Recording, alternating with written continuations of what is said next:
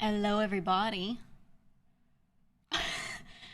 I forgot about Edwin Pussy Attack until you posted. I feel like I forget about it every stream, and then someone posts it and everyone spams it, and I'm like, yep, there he is. There he is, Edwin Pussy Attack.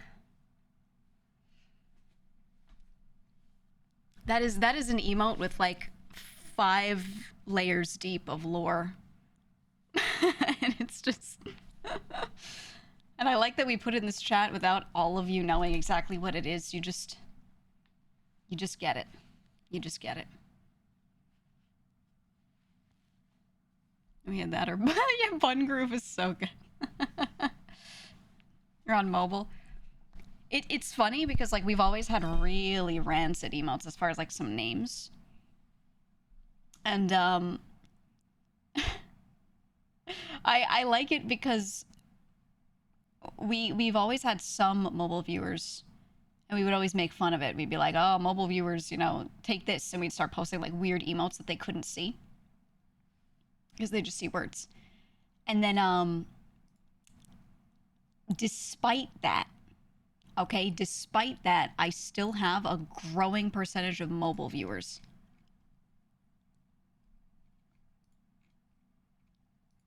We have it's crazy. Web is 52% of the viewers now. Android 26%, iOS 20%. It's like almost 50-50 now. And I always thought that this number would like not grow that much because of the fucking emotes and the vibes here in general, but no, it's a ton. And you know what it is? It's because so many people, it's not the Zoom or mobile audience. It's actually the older audience being out and about. I have a lot of people that watch me while they're doing other shit, they're at work or whatever. So they have me on a device at their desk. There's a lot of people who are like, yeah, I'm on the treadmill right now, I'm at the gym. There's actually a lot of people that say that they'll watch me like when they're at the gym, or they're like, oh yeah, I'm gardening right now.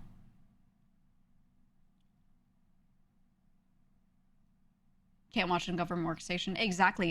A lot of like devices you can't actually do things like that, so. It's very interesting. Very, very interesting. As a side note, I did not reset the faction points. I'm gonna do it tonight. I just wanted to make sure everything was like sorted with that, so you can still get points for this last month today, but it won't. I don't think it will be significant enough to change who's in first, which is why I'm not worrying about it too much. Well, I don't reset it until I get the 100% okay. Which I got like a semi-okay, but I wanted to make sure that was done first before I did it. But yeah, creatures are likely winning, but I just wanted to give that a shout because I did mention at the end of stream yesterday that I was going to do the thing, and then, you always know there'll be like 2 people in the chat who are like, you said you were going to reset points, you didn't today, So that's why. That's why.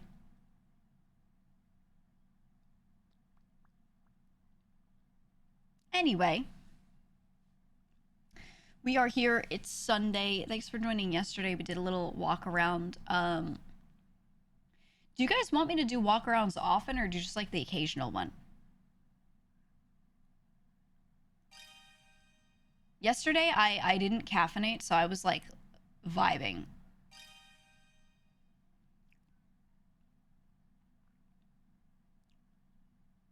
And I think the vibes of that con were really great, so I just felt more like watching it than than anything. It was kind of nice, but occasional, yeah. Because I could go to like almost all of them during con season, but I feel like that might be a lot. I don't know if you. I feel like it gets samey if I do too many, right? And then do you guys like when it becomes an impromptu meet and greet, or would you rather people didn't do that? I just wanted to say you should do your dailies. Transmission hijacked.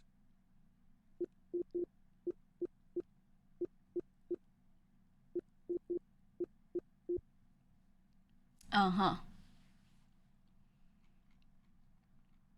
Uh-huh. Message received. So you love them, don't eat them all the time, seem like chill con. You get a little jealous of con walkarounds. Jealous of what about it? Poor Oscar. No, no, Oscar loves it. He literally gets paid to go to cons, so we give him something to do other than stand at the booth. I would rather when people didn't come up to you, not gonna lie. I wish we had like I do like when people come up and say hi. I actually do really like it. I don't love, which they have not been doing recently, which has been good. Like it's been very rare. But I don't love when they sit there and they really start like being like, this is my time to have a full 10-minute meet and greet, you know? Even real meet and greet events, you don't get to talk for very long. You get moved through because there's a line and everyone needs even time, you know? But when there's no line and it's just them meeting you around, sometimes they're just like they just linger and I'm like, hey, this is a stream. But I don't know how to tell people that besides being like, okay, well anyway, bye. Because I need to, because I'm on stream and you know. Right? But I do like people saying hi and like the meet and greet vibe a little bit. As long as they're not like soaking up a ton of time because they're like a big fan and they're like, I want to talk to you for 10 minutes. Because I just, it feels like unfair to other people. Unfair to the people watching for me. Geronimo. Thank you for the sub. Welcome on in. But yeah, I like when people come up as long as they're not doing that. I feel like recently they haven't been doing that. And this con was really good. The people coming up and saying hi and everything.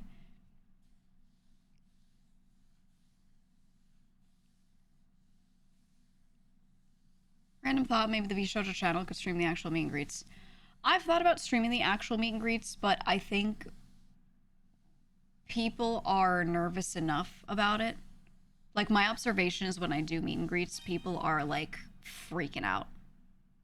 Not all of them, but most of them. They are just like they're just freaking out. And not that they're like loud and bombastic about it. I look at them, I look at their body language and they're like so fucking nervous. Because I get the feeling that a lot of them are nervous in general. Like not just because they're like going to meet and greet, getting to talk to me one-on-one. It's not just that. Like they're just nervous. So I feel like streaming that as well and making them really aware that they're being seen by everyone. A chat is reacting to them, but they're not watching the chat, so they don't know what they're saying. You know, I think that might be a lot for those people. So I like the idea, but I always didn't go for that just because I felt like it was like better for them.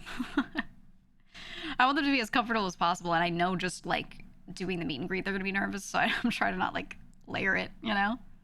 That guy getting hyped because of boobs was the best. Oh my god, yeah, he was so excited. It was so funny. If you went to a meet and greet, you would not want it streamed? I've actually asked at meet and greets. I've been at a meet and greet and addressed the line of people and been like, question, raise your hand if you would have liked this to be streamed. Okay, raise your hand if you would not want to have wanted this to be streamed. And like, most people are like, yeah, no. I do not want to be on camera, you know?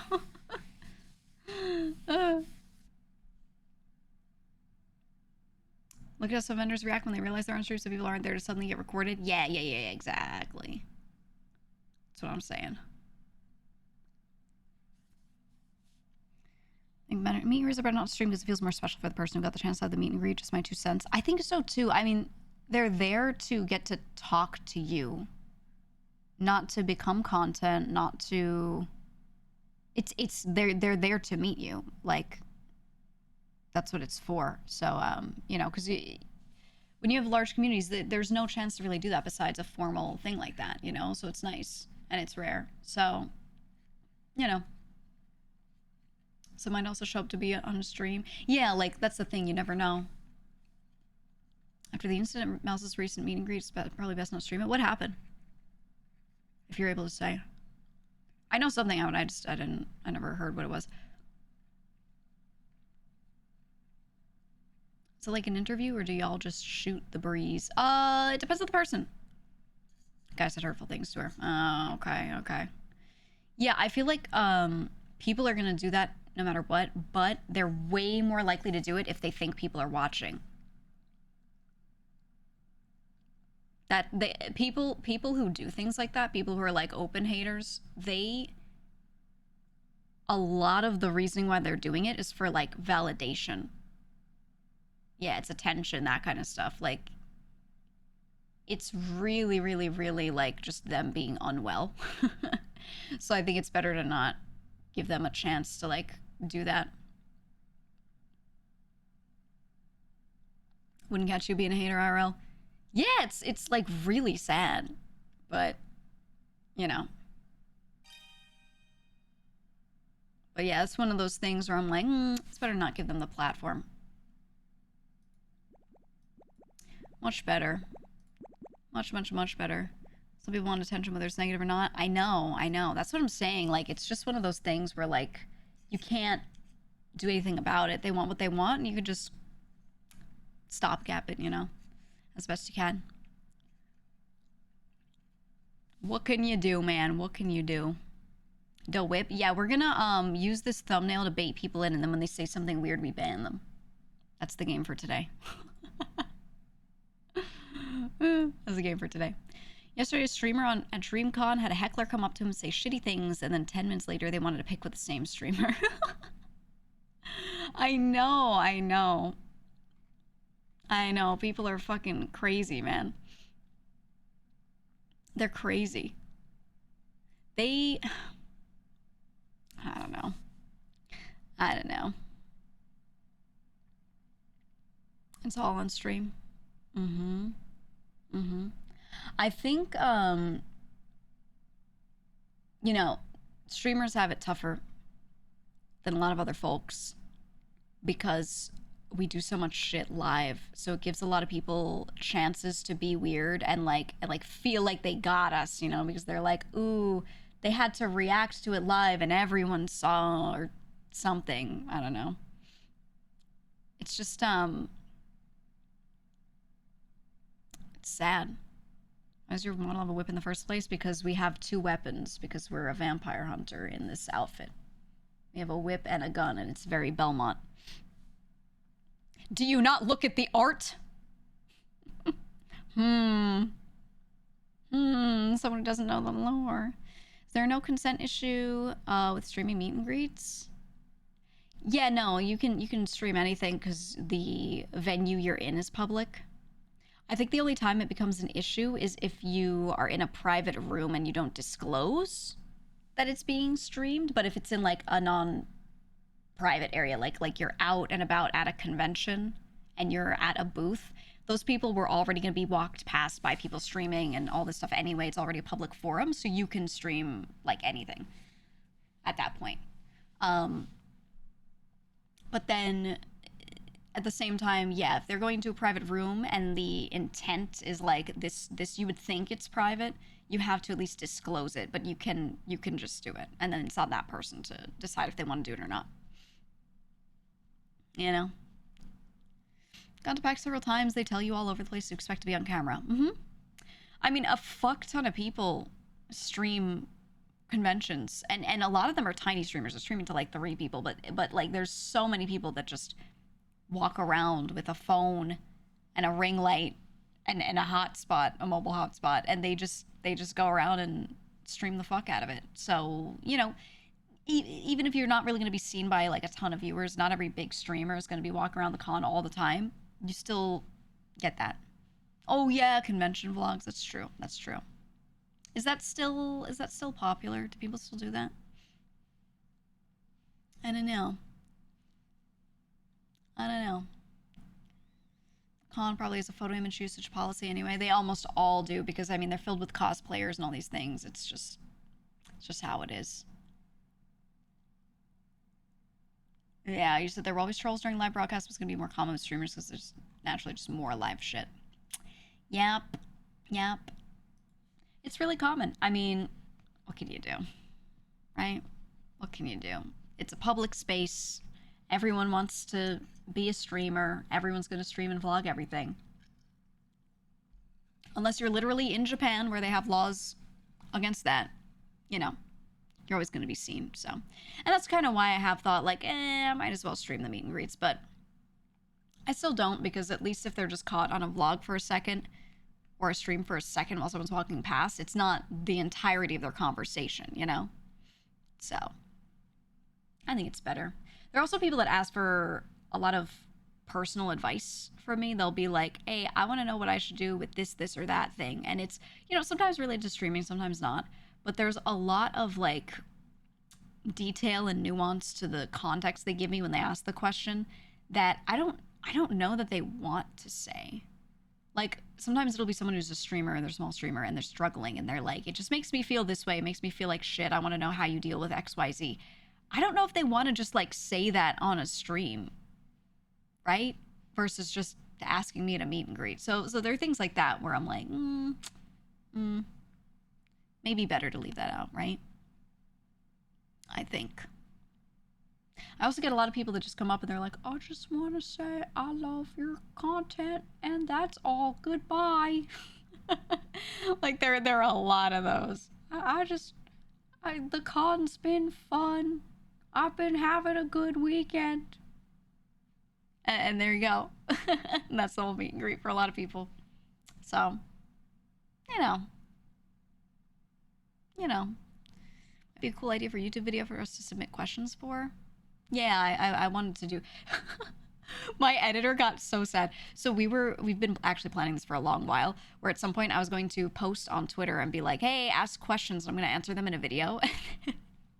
And then Zen out of nowhere posted one and was like, hey, I got this video idea. My editor was like, no, we were going to do that. And I was like, brother, everyone does that. Like, that's fine. But he was like, no. It was funny. It was really funny. But I guess a lot of VTubers don't do those like standard video formats, so it is more rare, I guess. I don't know.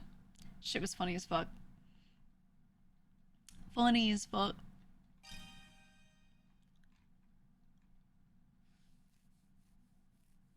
Is it possible to meet GEEGA IRL? No, I don't go anywhere. Nope. I mean, technically, if you mean like in a meet and greet, like you get to walk up to a screen and talk to me, like that happens at a lot of conventions, but I don't go to stuff. I organize like to see friends. I think a lot of people go to cons to see friends. So what I do instead is I just organize separate meetups. Like me, Mata, and Mel went on a trip together at one point. Or when I know that there's an event, sometimes like I'll go out beforehand or after and meet people while they're like traveling. So we'll do stuff like they'll travel somewhere, and then as they're heading back from it, instead of going straight home, they go to a second place, and then I'll go there, and we do like a trip like that, like piggybacked off of a thing. That's how I've done it, because I just don't want to do it. Even going incognito and just throwing like a mask on and a random ass outfit, like I feel really unsafe with all of that, because that stuff has gone wrong for so many people. There are a lot of folks that are like semi out there. They put a mask on, but they're like quote unquote okay with being seen. Like they're okay with people knowing who they are at a convention. But the thing is, a lot of them actually never wanted it to be that way. It's just that something slipped up somewhere and they were like, I guess I'll just do this now. It wasn't really the plan. It's just how it went, and they were like, well, I've decided to embrace it because what's the fucking point? That's how it's actually gone for a lot of people. So there are a lot of folks that have like mentioned, they're like, oh, I don't love that some VTubers are a bit more out there with what they look like. Not all of them wanted to be. There's plenty of them that did not want that to be the case at all. And it's not always their fault too. A lot of the time it's like they go to a thing, they tell a friend who they are, and then that friend just like says their name to call out to them, and someone overhears, and then, you know what I mean? And then it just like spreads from there. And it gets messy very quickly. So that's why I don't want to be like at a thing like that, like at something. No, thank you. Because people usually mean well. They mistake it, or they don't know how incognito someone wants to be. They think because they were told, oh, well, this person's their friend, so I'll tell them too. And then they're like, no, I was only telling you, or, it's just so complicated. And all the stories I've heard have sounded horrific. So I do trips with people separately. I go meet them elsewhere, nowhere near an event, because I just feel like it's not safe. It's not safe. Not at all. Yeah, it comes with the territory. Exactly, exactly. Yeah, you're saying people wouldn't recognize you, and then someone else could easily get noticed off the voice alone. Exactly. Like, you could be completely covered head to toe, but just say something, and then someone would be like, oh, my God. Oh. What's that about? You know? And there you go. So, it's just not really doable. So that's why I don't do it. I just go elsewhere. I just do 3 months in advance. Dendari, thank you for the big old tier 3 sub. I appreciate it. Appreciate it very much. It's a very hard to control environment. That too. I don't trust it. I don't know. I've been to several in the past, and like, I'm conned out. I'm good. I'm good, man. I'm white. You've been recognized in person from amateur radio. Thought no one listened to that. Really? That's crazy. That's crazy. Amateur radio of all things. A lot of YouTubers have recognizable voices or laughs, so even just speaking could give them away. Yeah, exactly. So it's just unsafe. So that's why I'm like, if you're gonna go to something, just plan a separate thing. That's what I do with my friends, and it's just better. It's just better. Past few years, Twitch has been weird because people know who you are now. Yeah, do people come up and be like, oh my God, it's Mr. Bite. I know a lot of people like that. Like Oscar has that. A lot of folks that aren't streamers themselves, but are like known in the community, that happens. That's why you guys should be safe too. Like, if you don't want to be known, take precautions almost like you're a streamer. Like, just, be careful. Because you may think that no one wants to do anything, no one wants to fuck with you. You just never know. People are weird, right? People get odd.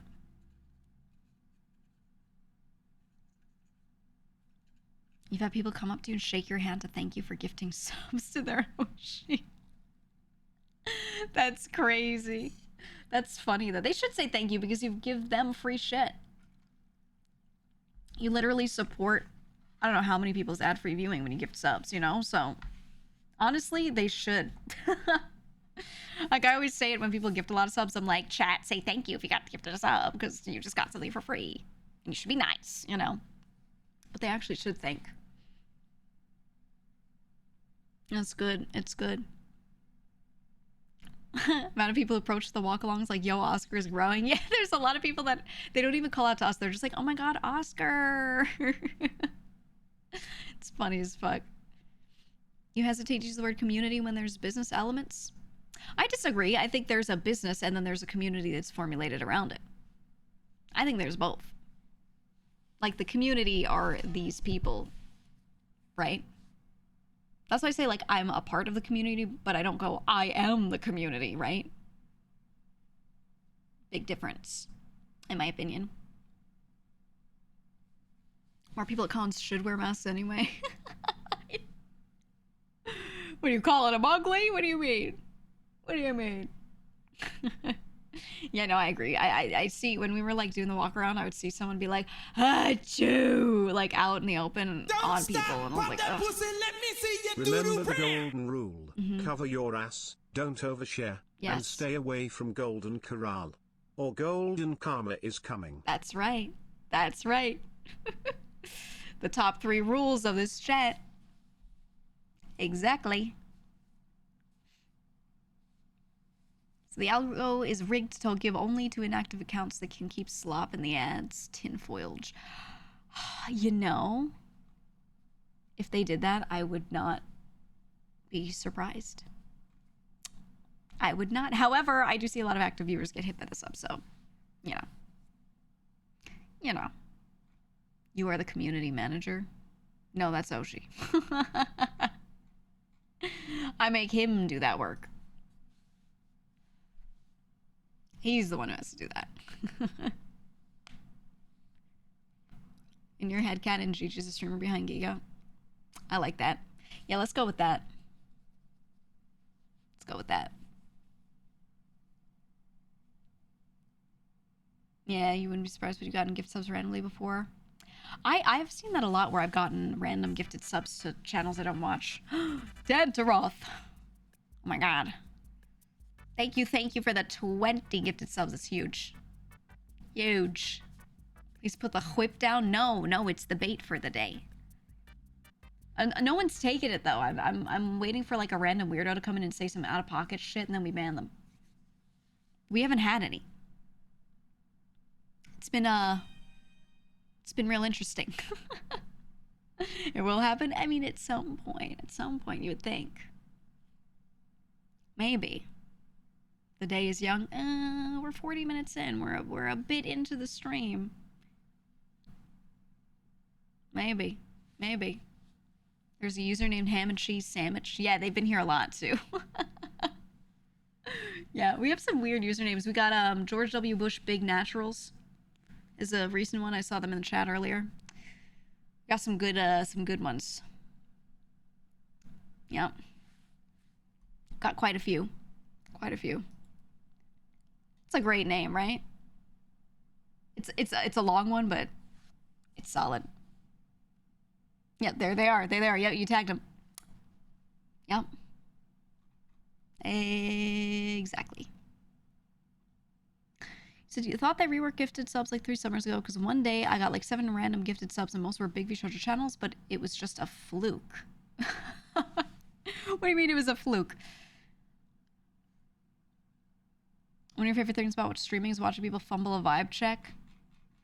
Yeah, it's fun. I mean, there are a lot of friends of mine that are YouTubers, and they're like, "Oh, I don't want to be like a professional streamer because I feel like having to interact in real time with everyone means that we always just deal with like that shit in real time, and I don't like doing that." But then I'm like, yes, but then we also have but we get to deal with it in real time things, so now you get to make it a thing, and you know, sometimes you just quietly ban, but other times, you know, it could be really funny. It could be really funny.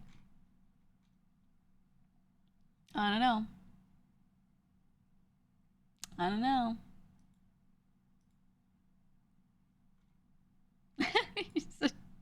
Got 3 in one day before from channels you've never watched. I feel like I had that happen maybe 2 years ago prior. I don't think I've had that happen to me in a while. Big fan of car make and model named Chatters. Oh my god, yeah, we used to have a guy, what was his name? Was it like 2002 Toyota Prius or something like that? Like there was a dude and that was just, yeah, 2010 Toyota Prius. Yeah. It's so good. We always have like the random chatter who's just, yeah, 1994 Ford Explorer right there, laughing, always in chat. We have quite a few people here that have been that, but I think it's only those 2 that have actually like been here all the time. You know? You said it's recoverable. I just had to be told once GEEGA doesn't share cat pics, and I got the vibe. Yeah, exactly. I think anyone can get the vibe easily. You get juice in the random sub distro if you gift subs yourself. Anytime I drop 5, I get gifted a sub within a couple days. Oh, that's very interesting. That could be... That's a good way to do it, actually. Take the people that gift subs and gift them subs to new people. Maybe they're trying to bait you into new channels, trying to get you, like, gift to new people. Scummy. Not a bad strat, though, from their perspective. I, as a gifter, would hate that, but from their perspective, kind of makes sense. I don't know. Maybe a karma system. You could look at it nicely like that, like a karma system. I look at it more like, here's a way to get them to maybe spend more, because people sometimes, not all of them, but some people, when they watch someone new, they're more likely to like gift subs because they're in that honeymoon phase of like, I just discovered the streamer and I'm going to watch them for a month and love them and then be done after a month, you know? So maybe they're trying to like get you to have that. Yeah, like not like crazy dark pattern, but like mild dark pattern, maybe. I don't know. Maybe they try to like think that if someone's doing that, maybe they're like, oh, maybe I could get them to act on impulse once. which is crazy. Because a lot of people that gift a lot, for me at least, are people that are like doing fine, not acting impulsively. I'm like, hey, are you like in a situation where you can do this? And they're like, yep, I just want to give to the community. I'm like, okay, you know, it's mostly very sane people. But I wonder if they try to bait out the one or two that are like impulsive. That's my guess. Doo-doo shit. Thank you for the tier 3. Thank you. You think you're more likely to get a sub from a channel you got rated into that you haven't watched before, rather than one you regularly visit? Yeah, I think they're just trying to spread out people to new channels. Because the reality is it's a revolving door, right? Like, people get into communities and they like them. And there's a good chunk of those people that will stay there when they like that community. And then there's also a good chunk that will drop off and go to the next person that they want to watch. And that's just the nature of streaming. Like, you will have people that will love your channel and be like your biggest supporter for like 6 months, and then they'll go find someone else that's new and they're like, oh, haha, yay, and they just get sucked into that. And they don't, like, there's no thought behind it. They're not like, I will now main this person. It just happens, you know, which is fine. Yeah, or they leave for a bit and come back. That's true. There are people that do that, and that's fine. So I think what Twitch is trying to do is make sure that you keep discovering those new ones, because if you fall off of one community a little bit, but there isn't a new one that you're attaching to, then you might just fall off of the platform as a whole. Maybe start watching more YouTube, right? I think that's probably why they do it like that. So they're hoping if you're part of that pocket of people that like cycles through streamers every few months, I think they're just trying to keep you on the streamers and not elsewhere. That's my guess. That is my guess. I have had a lot of people like come back over time though. I've seen that a lot. Like, the revolving door thing is real and fine, but I've had some that haven't like watched in a few months and they come back and they're like, can I get an update on the lore? I'm back. And then they become super active again for a bit. I see a lot of that.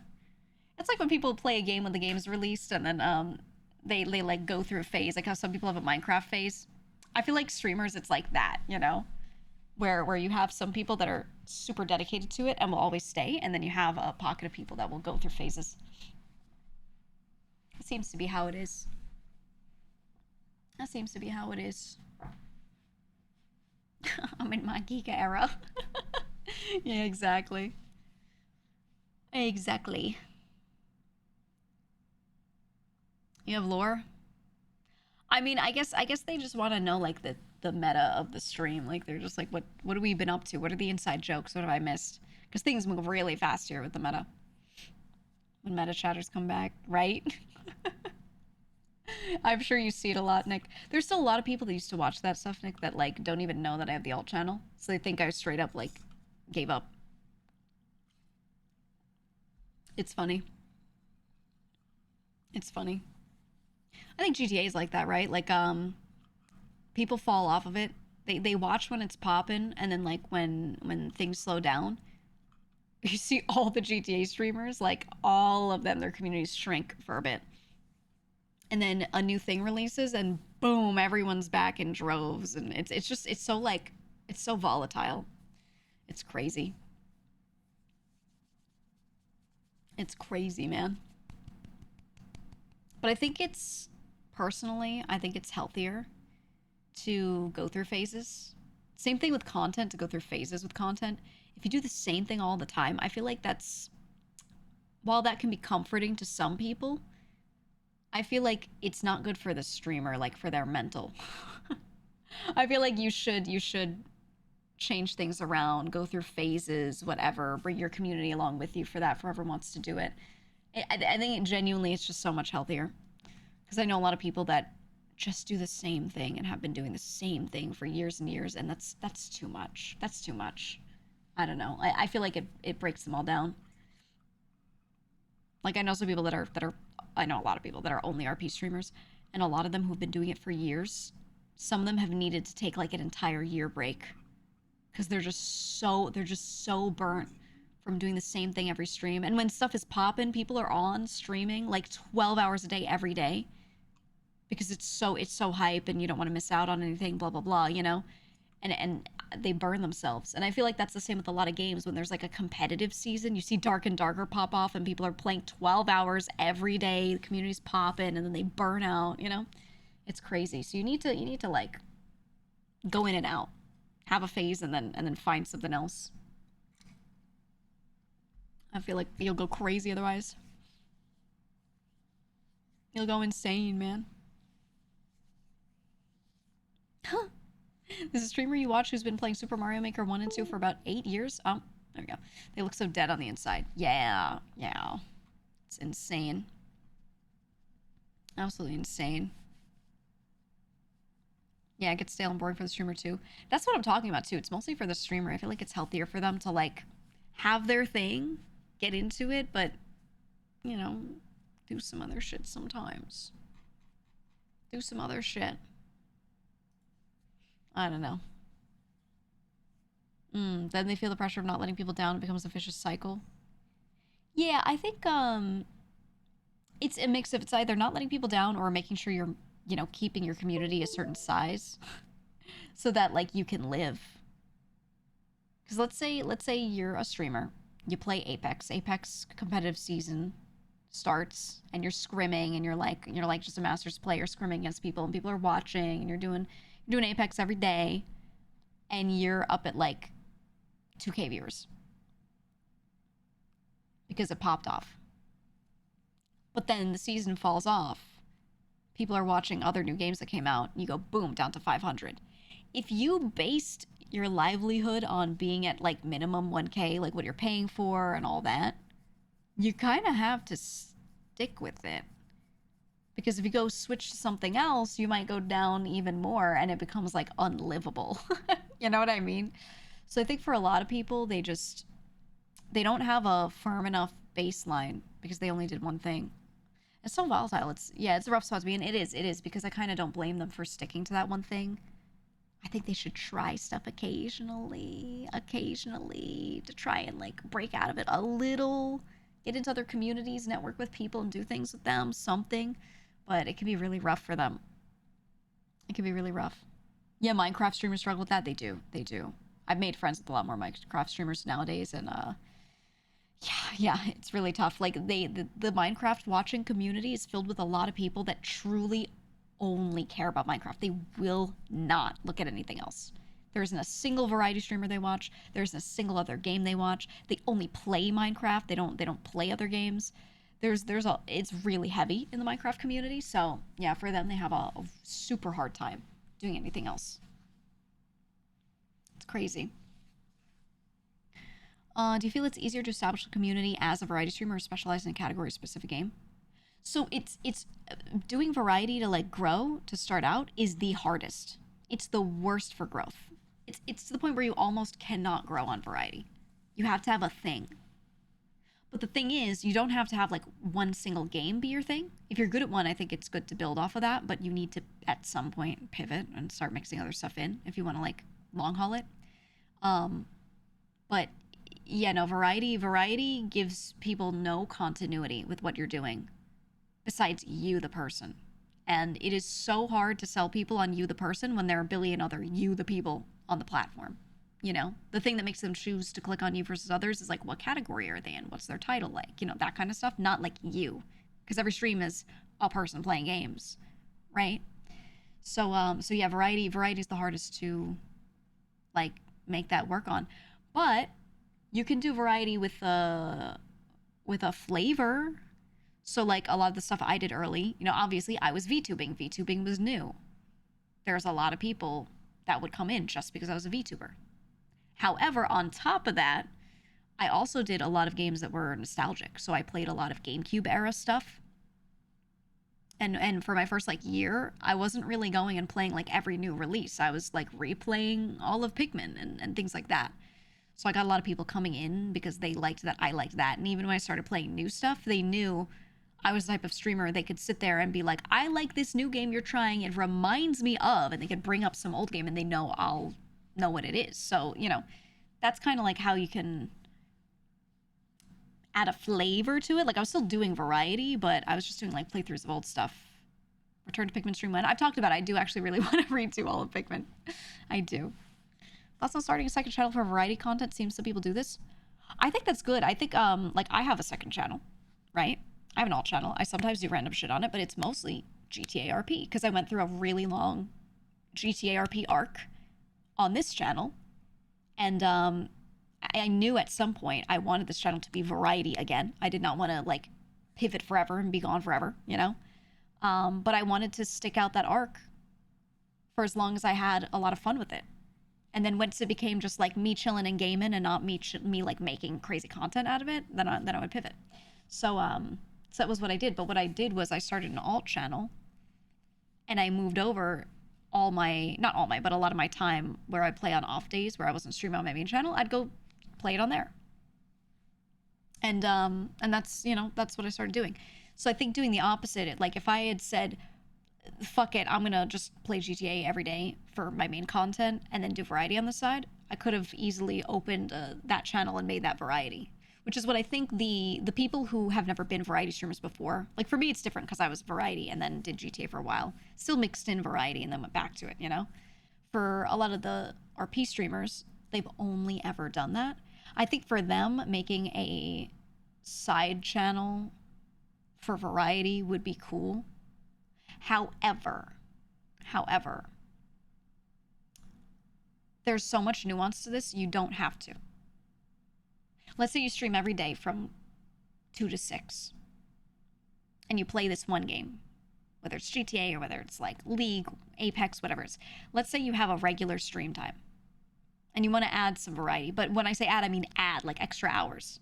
What you can do is do your normal streams every day that you're going to do them with the thing you're going to do, and then afterward, then switch to variety, but do it out of your normal time slot. Does that make sense? Because the thing is, people want consistency, right? So there are people that show up every day at 2 p.m. and they want 4 hours of Apex. Okay, you still give them that. But then at the end of stream, you do your 4 hours of Apex, and then you go, okay, let's open up another game. And you know people are going to drop off. You know there are going to be people that are like, fuck this isn't Apex, and they're going to not watch. But maybe in that other time slot, there are people that come in that want this other thing from you. And the good news is, if they come to watch you at that time and you're not doing variety because you're just doing an Apex stream that day, well, then they're not going to run into just you doing Apex all the time. So there's no like confusion. Yeah, non-disruptive, exactly. So you kind of like multi-time slot it. That takes a lot of hours, a lot of time. But that's like one way I've seen some people do it, and it works pretty well. And then what they do is, if that variety audience grows in that time slot, then they shrink the Apex time slot earlier, right? They shrink that, and they start like moving their streams a little later, and you know what I mean? Like you can then slowly slow burn into that, or you start doing the variety a little earlier and earlier into your stream until like that other thing is phased out. But it's like a slow phase out, you know. So that's kind of one of those things, like there's a lot of nuance to it. There are a lot of ways to do it. For me, I did like I went on a GTA arc and I cold turkeyed it because it was popping off. So I was like, in order to do what I want to do here, I need to just play this. So I did that. On the weekends, I was more likely to still do a bunch of variety, or like after GTA, I would go do some variety if I could. I would still do collabs. Sometimes I couldn't stream them because when I would close the game, it would like practically crash my whole stream. So, but I would still be very present. But yeah, that was what I did for a while. I was like, the weekdays when all of my friends that are playing it are on, I'll be on with them and I'll stream it. And then weekends will be hit or miss. Sometimes I'll stream it on the weekend anyway. Sometimes I'll stream something else. So I kept dabbling variety in. And then when I decided, okay, it's kind of like time that I want to do variety again, I just like worked it in. And I took like 2-3 weeks where I did like some variety one day, then GTA another day, and blah, blah, blah. And I started like staggering it until I just picked a day where I was like, okay, I cut it right here. Now it's just only variety again. Boom, you know? But there was like a little bit of a transition instead of me just hard starting and stopping.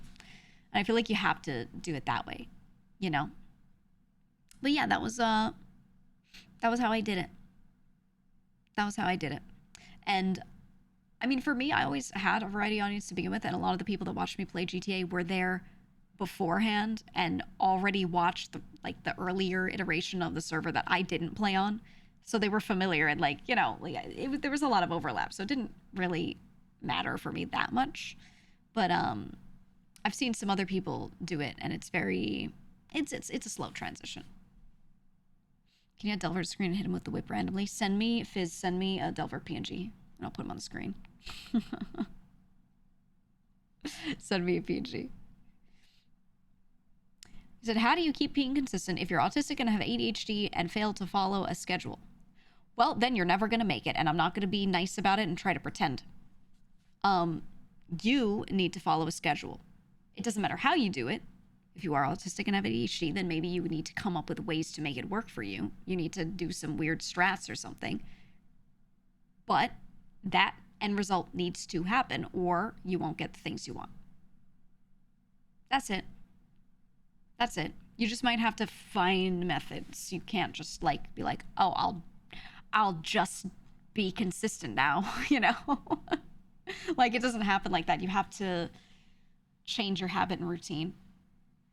So that's just it.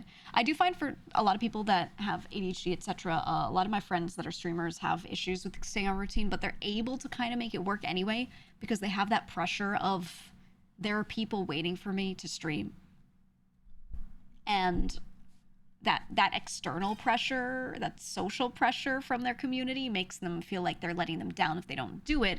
So it keeps it on the mind, you know, like, so they actually do stick to it because at some point randomly throughout the day, they think, oh man, you know, it's afternoon and I really have to start stream because the people are literally going to sit there and wait for me, you know, even if it's not a lot of people. So that's usually what keeps people on it. But when you're really small and like no one's watching yet, that's the hardest time to like get into a schedule because you don't have outside pressure. And I find a lot of my friends with ADHD, when there's no one who could be disappointed in them in that moment but themselves, because they're only letting themselves down, they're way less likely to care. Like they feel guilt, but they don't actually change, you know? So you do need a couple people that are anticipating it to really have that like work, depending on the person. But that's how it goes, man. It's literally me though. That's how it is. That's how it is. Can't help you there. Not at all, but you know, it's just how it goes. Oh, you said a few streamers you watch are really scared about getting into variety, even if it's tacked onto their usual streams because it fucks too much with their metrics. So the question is, why do they care about their metrics? Because there's some reasons why you should and some reasons why you shouldn't. For example, when you take a sponsorship, some sponsors calculate how much money you make directly off of your CCV, your average viewers. Some of them check it last 3 months. So if you have a dip, okay, maybe you get paid a little less. Some of them are fine with you quoting old numbers and being like, the game that you are having me play is more within my old content, therefore I want you to pay me compared to my old numbers. And some of them will do it. That is when metrics might actually affect you. Any other time, I personally believe that they really don't affect you. For example, I'll use myself as an example. Yesterday, I streamed yesterday and there were way fewer people there to watch for the whole stream. Why? Because I'm streaming content that is exactly the same as what Zen and Matara were streaming at the same time. And we share a lot of our communities.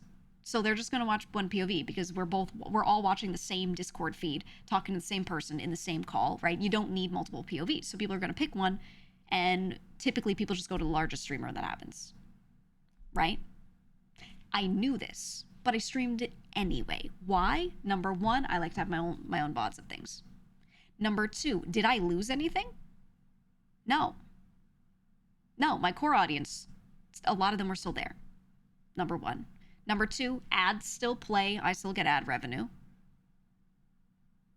So, like, what's the problem?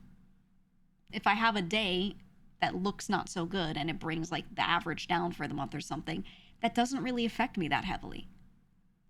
Because of the way I pitch myself when I pitch for sponsors, if my CCV is dipped a little bit, it doesn't really affect that much. So it literally doesn't matter. And I try to explain this to friends that stream. I'm like, hey, this doesn't matter. More is more. People are just happy if you're present and there for them. The only ones you really want to like care deeply about are your core audience that want to see you no matter what. Everyone else is just bonus, and that's great and it's positive and you like it, but you want to think about not what would everyone want. Oh, those extra people that show up sometimes won't show up today, so I won't stream. No, no, no. You want to go, will my core audience show up and want to see me today? The answer is almost always yes, so you should do it. Right? So, like, I don't know. I just see it as it's just more for everyone. It's just more time that you get to spend with your community, more time they get to sit there with you. And it's good. It's more is more, right? So I don't know. I see some people agonize over this stuff, and I'm like, just do it. Just do it. That's actually, we were talking before about like when someone just streams one thing all the time and then they swap to variety, their numbers go down. Thing is, when you just stream one thing all the time, those streamers rarely get sponsorships that calculate how much they're getting paid off of their CCV. So if their CCV goes down because they're adding to their average some random variety time that's less watched, it literally affects nothing. Nothing changes for them. So why do they care? I never understood that, you know? I guess the only thing that it could affect is if they see people unfollowing in droves, right? If they see people come in and go, oh my God, you're not playing Apex today, unfollow. And it's like a significant number. And then their Apex numbers go down because people think like, oh, you're doing variety now. Sometimes that happens. Usually though, if you do it later, it's out of your time slot, that doesn't happen. You know, it just depends on the scenario and how you time it, how you do it. But like, in my opinion, almost all these situations, it just becomes more is more. You're just hanging out with your community more and that's it. So, I don't know, man. I don't know. It don't matter. You look worse if you have 10K viewers but only stream once a year? You can still get like big sponsor money if you can promise them a singular stream with like that many people. You still can, but you're not going to get a lot of sponsors. So you get that one big one where it's like high paying, but you're not going to get frequent ones. So your yearly take home is going to be a lot worse. Yeah. Yep. Yep. Streamers inevitably shape their audiences for better or worse. Yeah, and that's why I say, like, if you're caring so much about those extra stragglers that don't want to watch not being there because you're not doing a thing that they're so excited by to be enticed in, you're just catering to that group and you're not catering to your core audience. Because at the end of the day, they just want to see you, you know? So just stream. Like, you know what I mean? As long as they're there, then you're good. That's all. It's not that deep, in my opinion. Polar Bear, thank you for the sub. So the wild thing that people worry about numbers, me in the past, subconsciously could be tied to how you feel about self-image, and that's also a vicious cycle. Yeah. People put way too much stock into that, Hootie. I've noticed that. They think that, like, when a certain number of people show up to a stream, it means that stream was good or bad.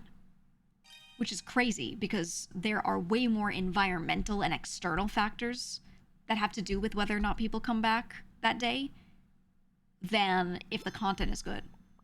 You know what I mean? My screen froze and it looked like you were intensely staring at your whip faction redeems chat. Thank you for the bits. Yeah, bigger number, better person. No, the thing that like makes you know if something was good or bad was if you were streaming and you had a slow slope up or a slow slope down, showing that like over time people were dropping out slowly, or over time people were pouring in and staying. You know, you look at the churn, that kind of indicates something. But if you like switch categories and there's a huge drop off, yeah, people don't want to see the game. It doesn't mean that you were a shit streamer. You switch categories, a bunch of people show up. Okay, it doesn't mean that you had the most banger stream ever. It just means you picked a category people liked. It doesn't mean you're shit or you're good, right? Like, those external factors are so huge. Oh, yeah. Streaming during Night Rain weekend means lower CCV regardless of what you do on stream. Exactly right. Like, a huge game will come out and you'll play it and you'll be like, oh my God, no one's watching. No one wants to see me play the new game. No, motherfucker, they're playing the new game. They're not watching streams sometimes, right? Right? Like, everyone sees a dip, you know? So it's just not worth, like, agonizing about all this stuff. It's always external stuff more than anything. Not always, but a lot of the time. That's just how it is. Sometimes when you see, like, over time you have a dip, yeah, are you advertising yourself properly? Because you always need to be getting new people in, because people always fall off over time. So are you advertising? You think it's like your streams are bad. Maybe you're just not posting on Twitter and YouTube enough. You know? So there's a lot of factors that I don't know. I to be honest with you, I do try to check my metrics like here and there. I do not open that page very often anymore. I really don't. I really don't. I used to check it more often to be like, are people liking this game? Are they not? Etc. Etc. Over time, I've realized that that really doesn't matter. And while it's a scary thought, you can't quantify a lot of this stuff. You genuinely have to go off of vibes. You genuinely have to go off of vibes. Did I hang out with chat and feel like chat had a good time? Did I feel like I had a good time? Okay, let's do that again. You have to just do it like that. Yeah, vibe-based economy. Which sucks because I would much prefer if I could quantify everything and just go off of data, but you can't. You can't. There are too many factors. You had so many mutuals complain about having a bad stream a few days ago, and then they realized that Night Rain dropped, and they were like, oh, yeah, exactly. That's what I'm saying, man. It's very dependent on a lot of things. So need to stream more and do better with your socials. You come to realize a lot of people still think you haven't debuted yet. It's true. It's so true. There's so many people out there that still think I'm an indie VTuber. You know, that's just how it is. What can you do?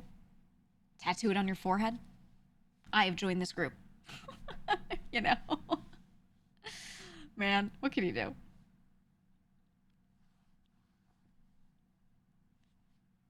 It's about advertising, man. A lot of people that do well is because their advertising marketing is good. It's not that they're that much better of a streamer. I think oftentimes they do have something that makes them good, but there's a sea of good people out there. There's an ocean of good streamers because everyone tries to be a streamer. The competition's crazy. So it just comes down to like, do you advertise yourself well on other platforms? Because there's so many good streams out there. A lot of medium, small size streamers are great. Genuinely, they're great. And if you watch them and you close the chat and you don't look at the number, you could see them being both someone at their viewership or someone at like 5K, you know? So, I don't know. People think too much about their day-to-day numbers and cry, and I'm like, brother, it don't matter. It ain't about that. He said there must be a critical mass where people watch because of a big stream number. Yeah, the bigger number, better person joke, like, it's a joke, but there are also a lot of people that genuinely, like, not better person, but, like, better streamer, right? They genuinely will click on whoever has a lot of people watching them, because when they see the bigger number, it sounds like it's vetted, right? They look at that and go, 10,000 people are actively watching this, which means it's probably good. You see it on YouTube as well. If a video already has 1 million views, so many people will click. But when they see something with 500 views, even if they're super enticed by the title and thumbnail, they will not click because it doesn't seem like it's that good. Which is why I wish that YouTube would take the view number off of the video when it's in the title thumbnail stage. And go off of that. But I think there's also a lot of value in them posting it, so that's just how it is. That's just how it is, man. Stuff like Max Dude streams for major promos overshadowing the official promo streams. Yeah. Yeah, exactly. It's crazy. Yeah, the Kingmaker slots. Always, always. I've seen people pile into watching a streamer just because other people are piling into watching a streamer. Someone who I think is a good streamer and really funny and deserves it, but definitely had that effect, is Mr. Arthur. Do you know Mr. Arthur? Just this funny, quirky little German dude who became friends with some streamers and started appearing on a few people's streams. And out of nowhere, he had the craziest growth. He just showed up and was kind of funny. And a few people watched. And that few people was enough for that effect to happen. And I feel like he's one of those where people watched because everyone else was watching. Thing is, he also was funny and could carry it, so it worked out for him. But yeah, right, he did come out of nowhere. Yeah, he's at 130,000 followers, okay? Ah! Sorry, this is channel trailer. I was looking at it. He's at 130,000 followers, okay? which for a big streamer is not that big, right? However, if I go to his Twitch tracker, let me open it, let me see. His average right now, he had this spike. He peaked, he had 2 months in a row where he's at 12K average. He had 2 months in a row where he's at 12K average. I'm going to show you his chart, okay? The peak that you see in this is 12K. The 2 dotted lines are at 5 and 10K. Look at that. Look at that. The lower dotted line, the middle one there, is 5K. The higher dotted line is 10K average. Brother came out of nowhere and went, pow. And it's because people will click on something if they just see other people on it. They'll just go, oh my god, me too. That's on Twitch, not YouTube. But the thing is, he actually is pretty funny. So like, I'm glad it happened to him. It worked out well for him. But that's what happens, man. People see like a singular stream from somebody that gets watched a lot. This is why rating can help. If someone gets rated a couple days in a row and they spend like 3 days showing up on people's front pages at like a couple thousand viewers that they never had before, so many people will just start watching because they see a little pattern. They're like, oh, this person must be well known. That means they must be good, which means I must watch them. And they click, you know? So I always wanted to do an experiment where I take a friend that I like really believe in. I feel like they're a good streamer, but they're small, and get myself and a couple friends to just raid them every day for a week at the same time. And just see what happens. I always wanted to test that and be like, does this work? Like, can we like force it, you know? I'm so curious. I feel like it would work somewhat. They wouldn't like keep that exact number, but I feel like it would do something for their growth, right? Yeah, like, can you be a kingmaker a little bit on a smaller scale? I was always curious about that. But I'd have to get friends that were, like, interested in doing that, you know? We'd have to try. Thought Twitch tracker wasn't accurate. The views are somewhat accurate. It's the subs that are completely wrong. The subscriber numbers on Twitch tracker are, like, literally made up and estimated for a lot of the streams that they have. So you can't trust that. The only way Twitch tracker gets proper numbers on that is if you sign in and then give them the ability, like you, the streamer, give them the ability to read in your sub numbers, which I fucking don't. Absolutely not. like I'm not letting any platform just pull like my data on shit. That's crazy. No. But yeah, so the sub numbers on that are like completely wrong. Actually, does it say it for me? Does it try to estimate mine? I'm curious. Does it try to do that? No, just a 0. Huh. Current active subs, 0. Paid active subs, ? Gifted active subs, 0. All-time high active subs, 251. It's completely wrong. Oh my god. That number is from June 2021, where I guess they like scraped that number or that day or something, I guess. I don't know. I don't know how they even estimate any of this. I don't know. Yeah, you said unless the streamer connects their account, the only signal they can gather is people sharing resubs in chat. Yeah, exactly. They'd have to literally have a bot sitting there and scraping all of it, which some people do.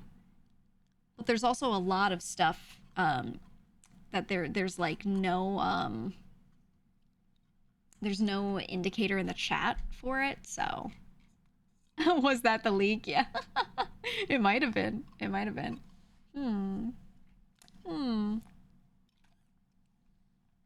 Maybe.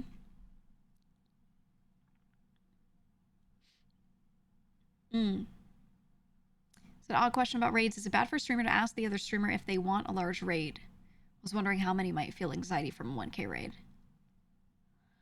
I have a couple friends where I've done that before.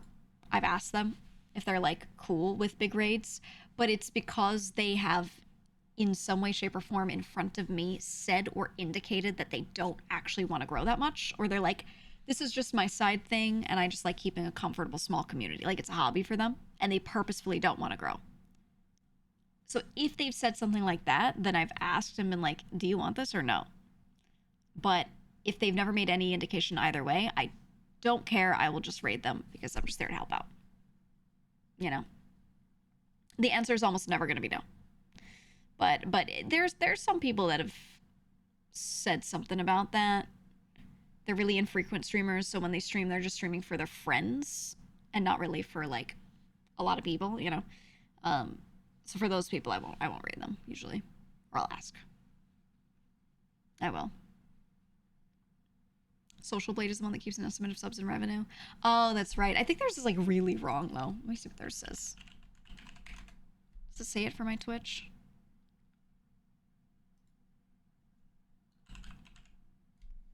I wonder. Did they even... Here, Twitch... GEEGA. Let me see.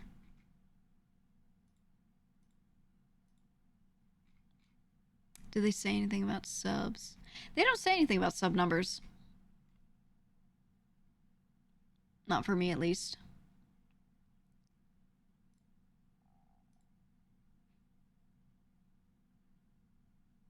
They just have a follower projection that is just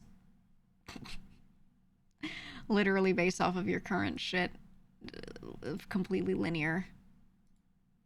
Yeah, they don't really say much.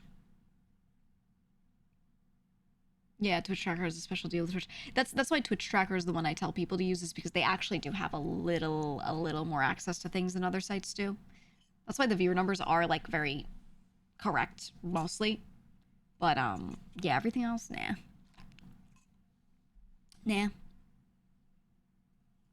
At Twitch, we would do staff raids of people who just got partner and legit overwhelmed a few people.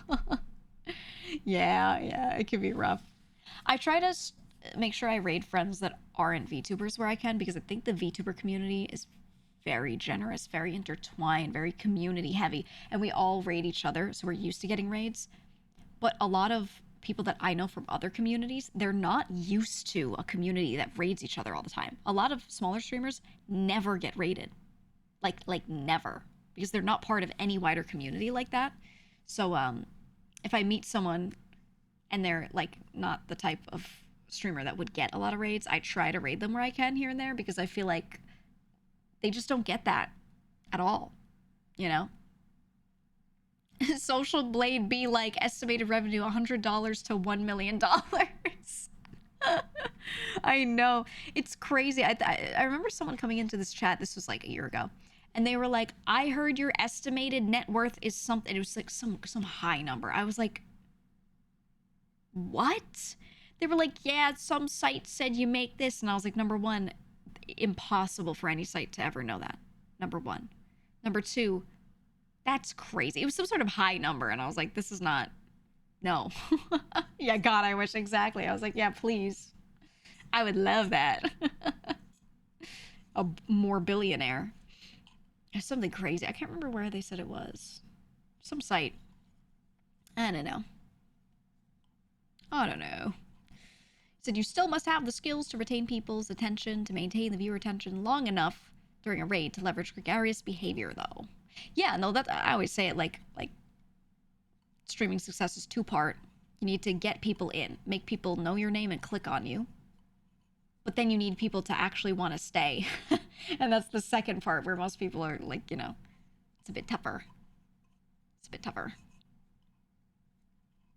must be why people think streaming is so lucrative and easy money.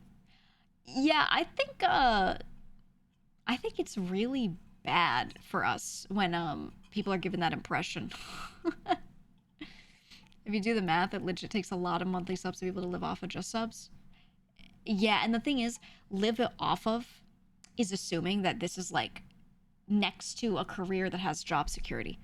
Because most careers you do for 40 minimum years and then you can retire, right? Most careers, that's the goal. You're doing this for around 40 years or so, and then you can retire. Streaming is historically not that. Content creation is not that. So you need to try to make more than just enough to be living off of for that amount of time, because you need to pivot later, which either means sending yourself back to school to get a new career, or going ahead and like investing into something, or just anything. You need to have a pivot, which usually means you have to have some starting capital, which means you need to make more than what other people make, because there's something you need to do later, you know? Or you're not going to pivot, you just want to make enough to be able to live comfortably and quietly later. Possible, but you have to make a lot to be able to do that without like investing or something. So, you know, that's just how it is. There has to be like an off ramp at some point, and that's why you have to like try to make a bit more. Yeah, like a pro athlete. Exactly. So people will perceive, they'll look at that yearly that someone makes and they'll be like, wow, that creator makes a lot of money. But I think they're not thinking about the fact that this person does not get to do this for a long time. They do this for a short time, and then they have to try to like stretch it later, you know? So if anything, it actually is worse for a lot of folks, I think. I use a tax accountant retirement plan. Yeah. That's what people should be having, but you know. That's why I die inside a little whenever I see a streamer do well and then like immediately buy a sports car. Brother, I mean, is that car gonna pay your bills in 20 years? Like, now if you're making crazy money, okay, yeah, lepadaddy, make a lepadaddy. No, but they just like, they blow so much of their money. There's so many streamers that after their streaming career have just gone right back to like trade school because they didn't do what they needed to do to be okay later, and they just went straight into it like as soon as the money fell off, because they didn't save enough to be able to figure out what they want to do, and they had to find a job quick. Which, if you like it, then fuck it, go do what you want. But I don't know, like winning the lottery, yeah, exactly. Take what you think a creator makes divided by 20 years and you have a more accurate idea of what they actually make over the course of a career. Yeah, exactly. Just sell a crypto coin. Yeah, do a cheeky little rug pull and then you'll be fine, right? It's crazy. Look at Amaranth. She's invested into a lot of long-term businesses with a lot of money she's made. I think the right thing to do is to have some sort of business or investment or something. Make content about it so people know about it, and maybe you can keep the stream going and you can pivot the content into that, but focus on that thing, right? I think that's the right way to do it. That's the right way to do it. Or if you have the ability to franchise something, fuck it. Fuck it. Buy 10,000 Beanie Babies and sell them in 10 years. Surely they'll make money. Surely. Buy Pokemon cards and open the boxes. Surely you'll make your money back. Right? Surely it'll work. I can't, dude. I can't with the fucking cards. They're so popular now, and like people are going crazy over them, and I'm like, brother, I can't. I'm good. It's a fun hobby during COVID, selling your old Pokemon collection. I have some really old Pokemon cards, I think, at like one of my parents' houses. In a tin or a binder somewhere. But I didn't really collect because I was always broke, so I never had good ones. I had ones that people wanted to get rid of, and I actually played the card game. And that was it. I never had a good collection. BRB gonna go dump my pension into a digital drawing of an ape hash to the moon. Mm-hmm. Hell yeah. Saddens you seeing people actually fight over buying card packs? I don't know. Why are the cards so valuable right now? I see so many scalper stories and videos. I have no clue. Does anyone know the lore? Why did Pokemon cards get so popular again?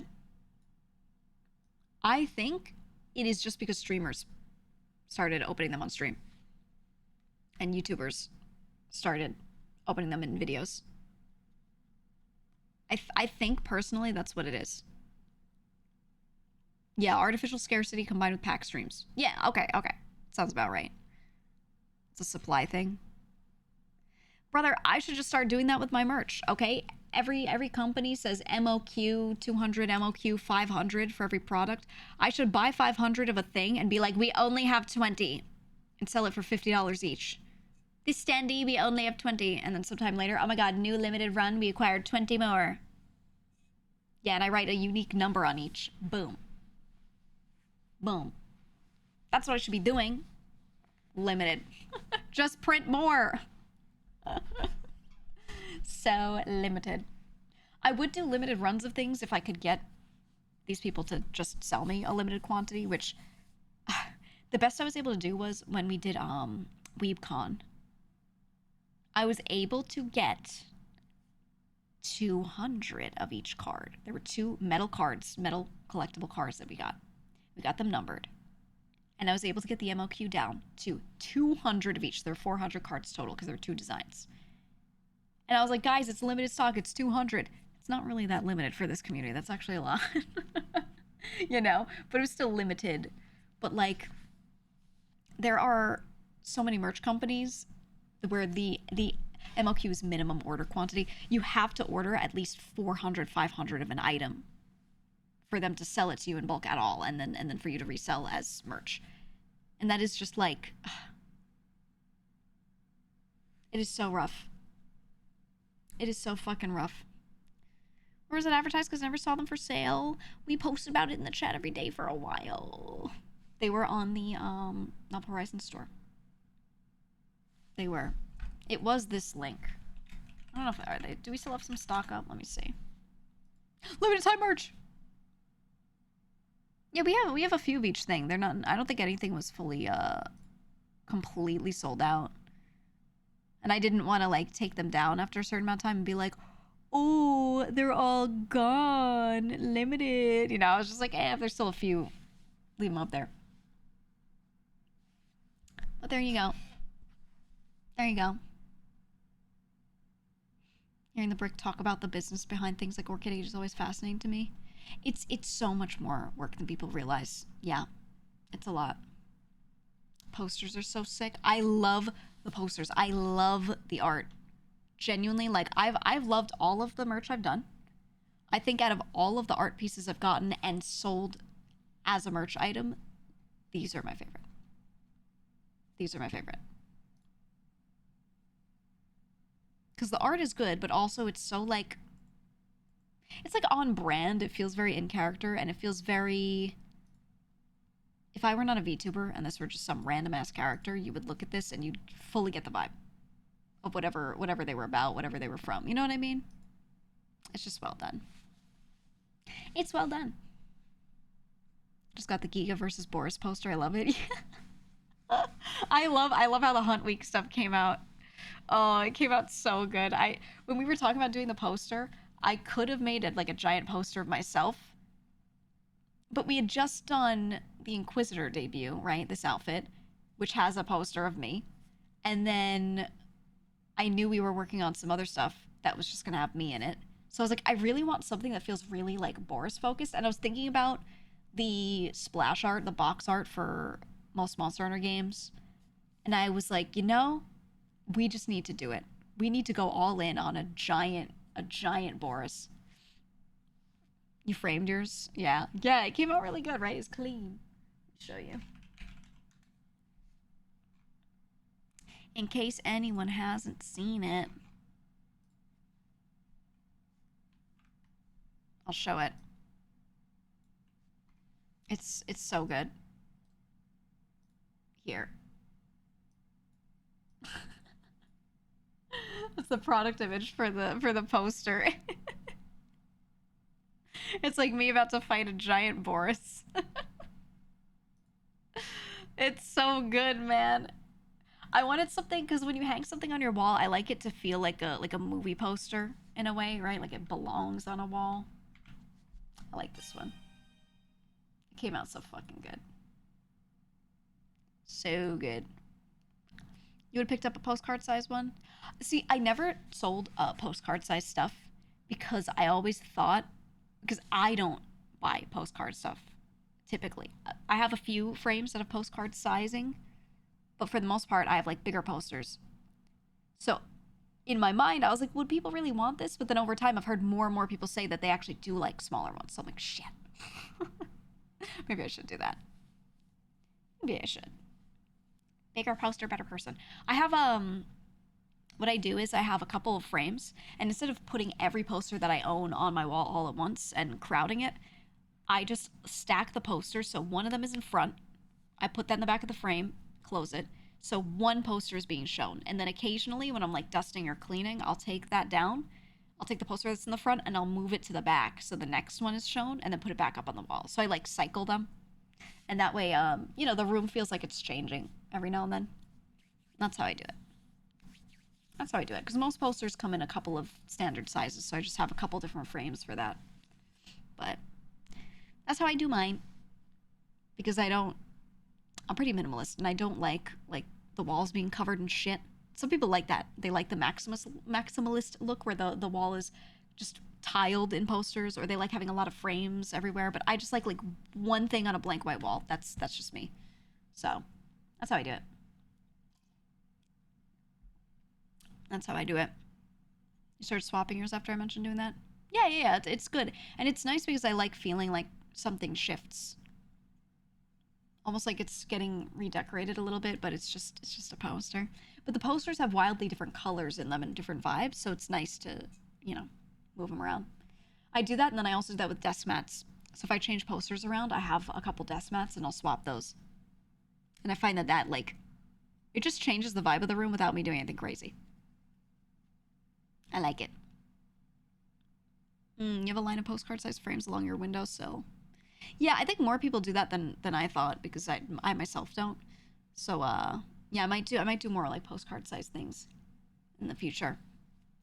Because I don't think I've ever sold a poster that is postcard sized. I think they've always been like A4 sizing or like around there. I'm pretty sure. That, and then we've done big desk mats and mouse pads. But I don't think I've once done a postcard. So I want to do that. I think I'm very acrylic keychained out for a bit. We have plenty. Every VTuber releases acrylic keychains every time. I did one a while back, and then I did another one with this Novel Horizons drop for WeebCon, and I think I'm good there.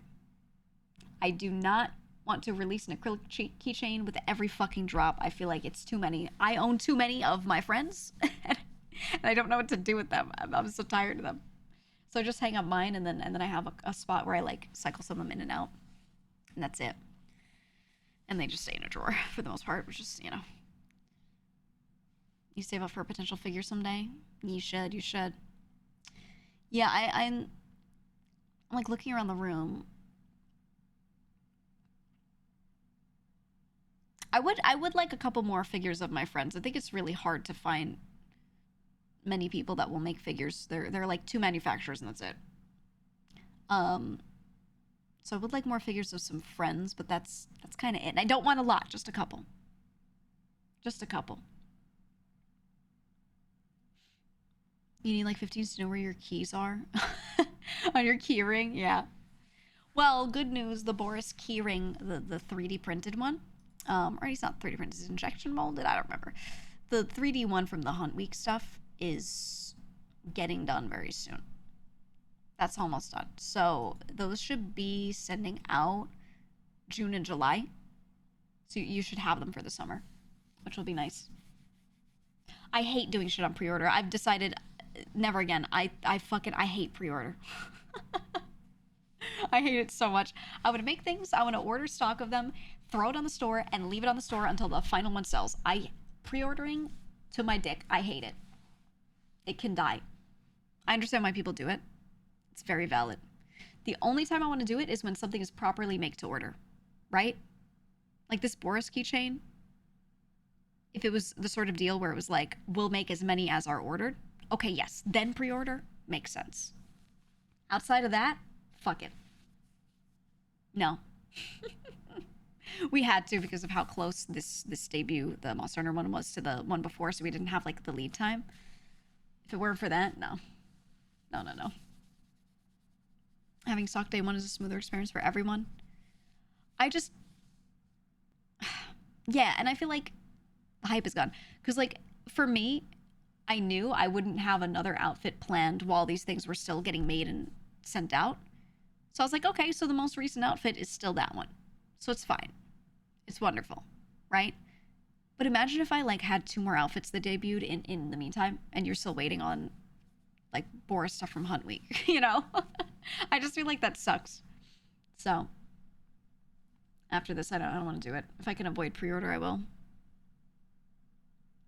Yeah, with pre-orders, you said you forget you even ordered something. Yeah, I think it's not that pre-ordering doesn't work well functionally. I just don't like the time gap. You have to wait 2 years for your Zen knife? What do you mean 2 years? 2 years? Like, actually? What the fuck? What the fuck? Which is, like, understandable for a metal product. Like, that's not even unheard of, but Jesus. Jesus. You see it making sense for, like, the Daki Wurmura that Mouse has. Yeah, right. Like specialty products, I get it. Outside of that, if it's, like, a shirt, I'm stocking it as much as I can. Handle caused a delay. Yeah, there was something. There was something. I think it makes sense when it's make to order, right? Like, you order it in, and then they take that pre-order period, and at the end of it, then they start manufacturing, then you have to send things out. Like, all of that does make sense to me. But if it's a shirt, we're stocking that. You're coming up on a 1-year wait for a model kit you pre-ordered, a resin kit. Yeah, all sorts of models and things are always just naturally going to take a long time. Because it's not just manufacturing the physical product. They also have to paint the whole thing. It's so much actual labor that it will always be like that. With stuff like that, I understand it. I know there's also something where, like, if you have a figure that has to have, for example, a battery in it, right? It has to have, like, electrical components because there are lights on it.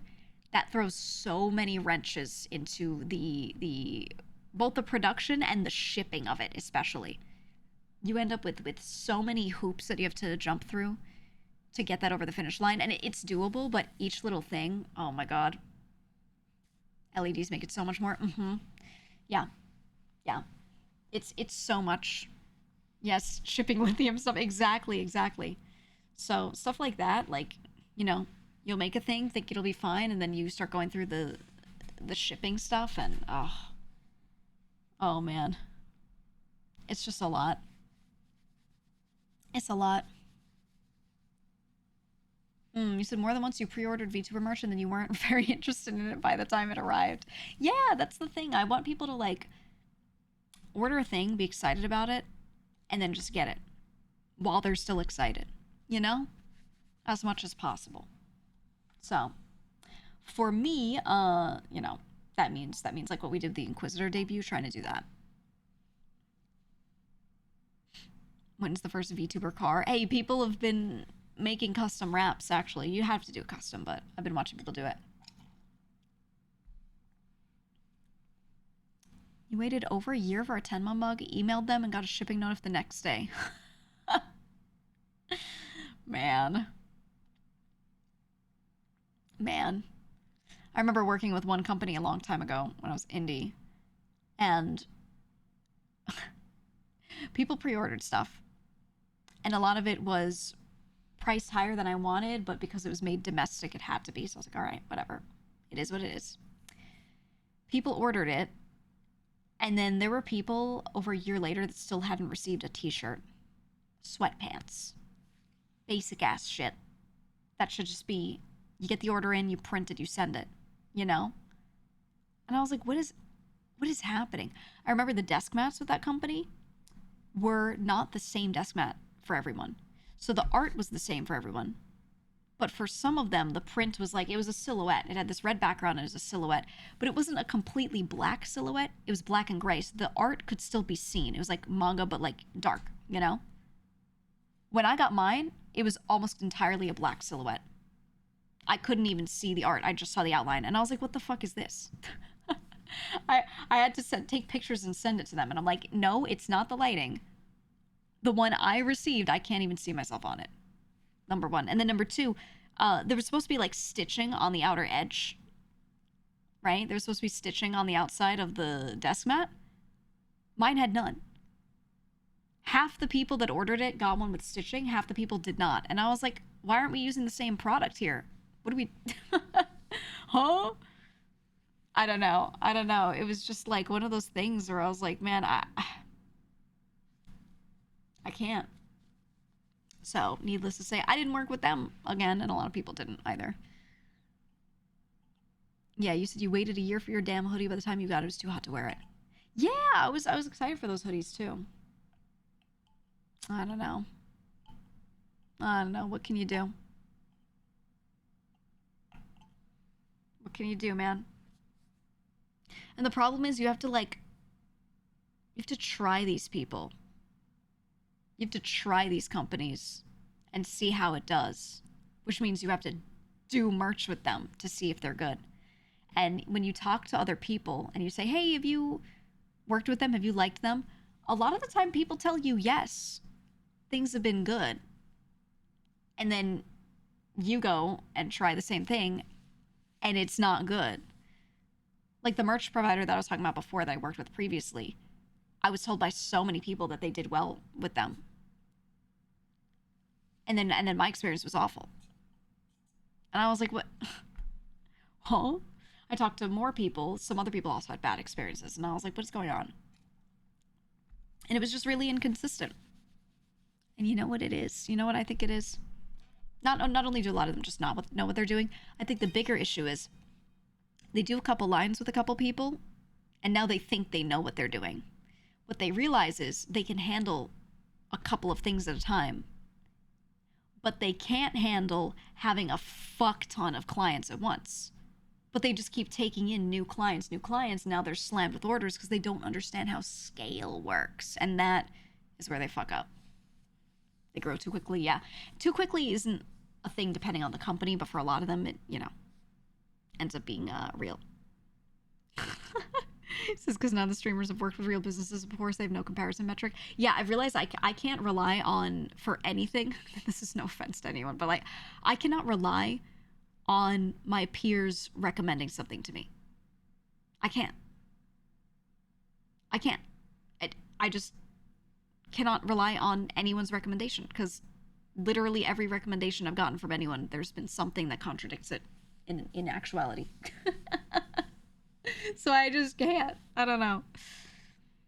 Yeah, people always ask me for that reason. They do. They always ask me, and they're like, what do you think is good? And I'm like, well, now I can't give you my recommendation because they work for me and they have no time. And that's just how it goes. Oh, well. Oh, well. Is there going to be a hoodie through Vshojo? For me, no. We don't have anything planned. Right now, we have nothing planned. Can always rely on chat's recommendations. Oh, yeah, they know everything. They know everything, man. It's true. You ever store merch at your own place before shipping? I always get confused when streamers seem to send out merch and stuff personally. Seems like a crazy amount of work. No, I've always used a fulfillment center. 2 reasons. Number 1, I don't want anyone fucking getting anything from anywhere near me. No. Number 2, it's so much effort, so much work. I am not going to be, at the end of my day after stream, printing out a bunch of labels, having boxes stored in here that I then have to pack stuff into, etc., just to save a little bit of money. No, I will pay a fulfillment center to do it. The time saved will be worth my mental. It is just better that way. And there are a lot of companies that do fulfillment that are not that expensive. It's just worth it. It's worth it. I also I don't have a big place. I don't really have the room to store shit. I just don't. I mean, I don't know where I would put it. I do have like that one guest room, but then it wouldn't be usable, so nope. You have an extra room?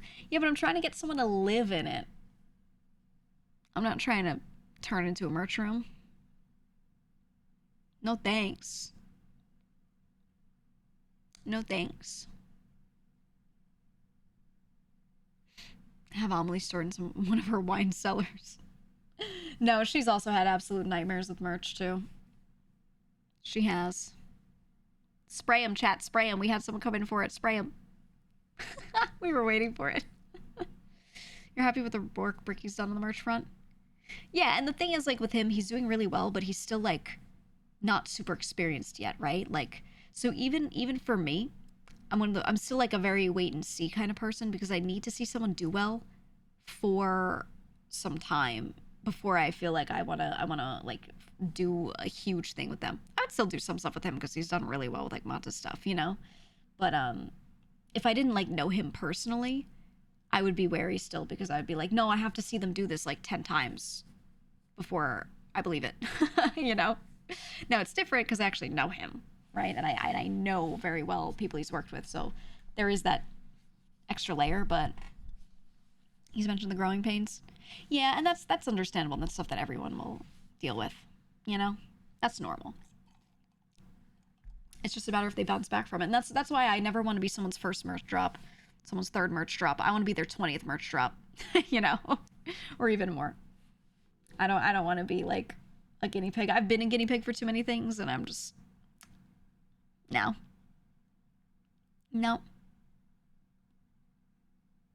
Got your Mata shirt very fast. Yeah, I got my stuff from them fast too. I remember putting an order through Mata, and she was like, "Hey, do you want me to send you stuff? Just tell me." I was like, "Yeah, here you go." That shit was there within the week. A couple days. Boom. Easy. Easy.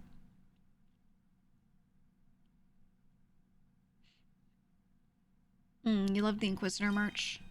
I did too. I really like the art. I worked with Gravity, and so I've worked with Gravity on a few things now. So it's just like yet another Gravity art piece, and it came out so good. It came out so good.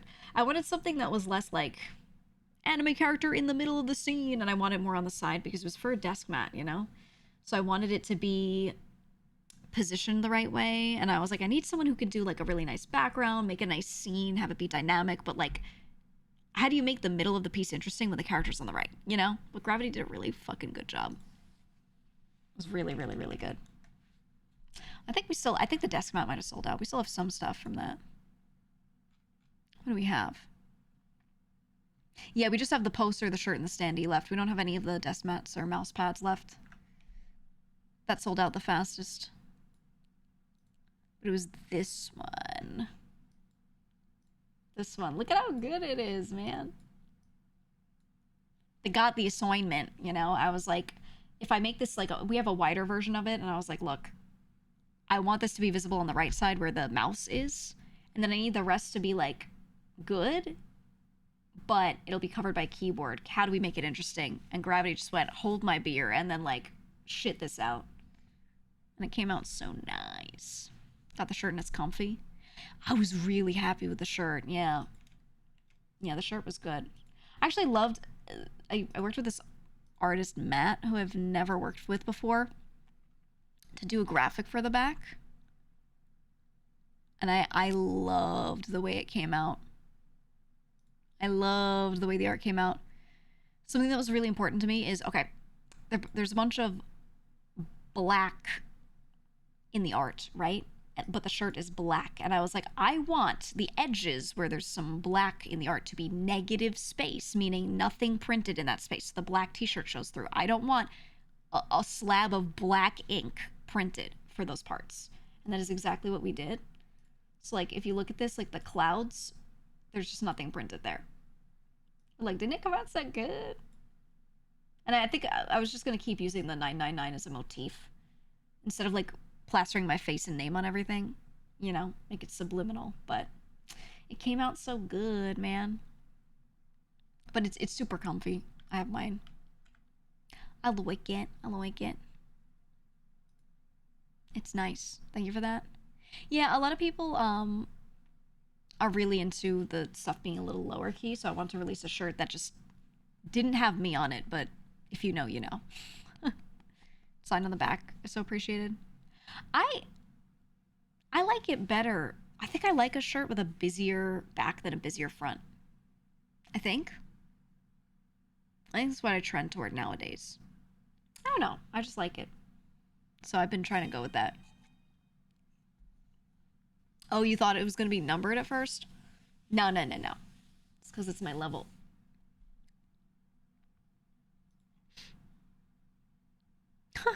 You turn your juniper desk mat upside down because otherwise you can't see the face. Yeah. That's why I was talking to Gradu about the art. I was like, hey, here's approximate placement. Can we draw it with this in mind? You know? Yeah.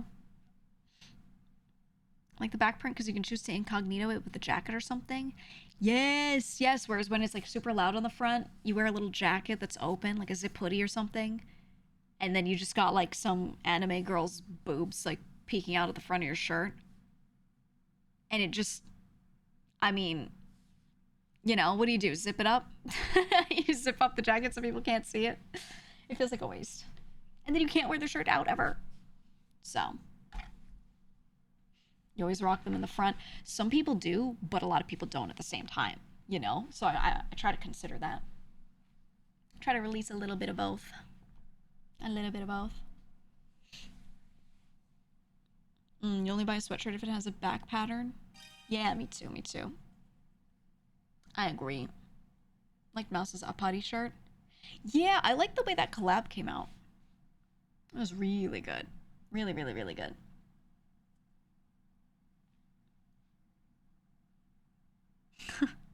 Prefer the front, but you don't go for the booba and such.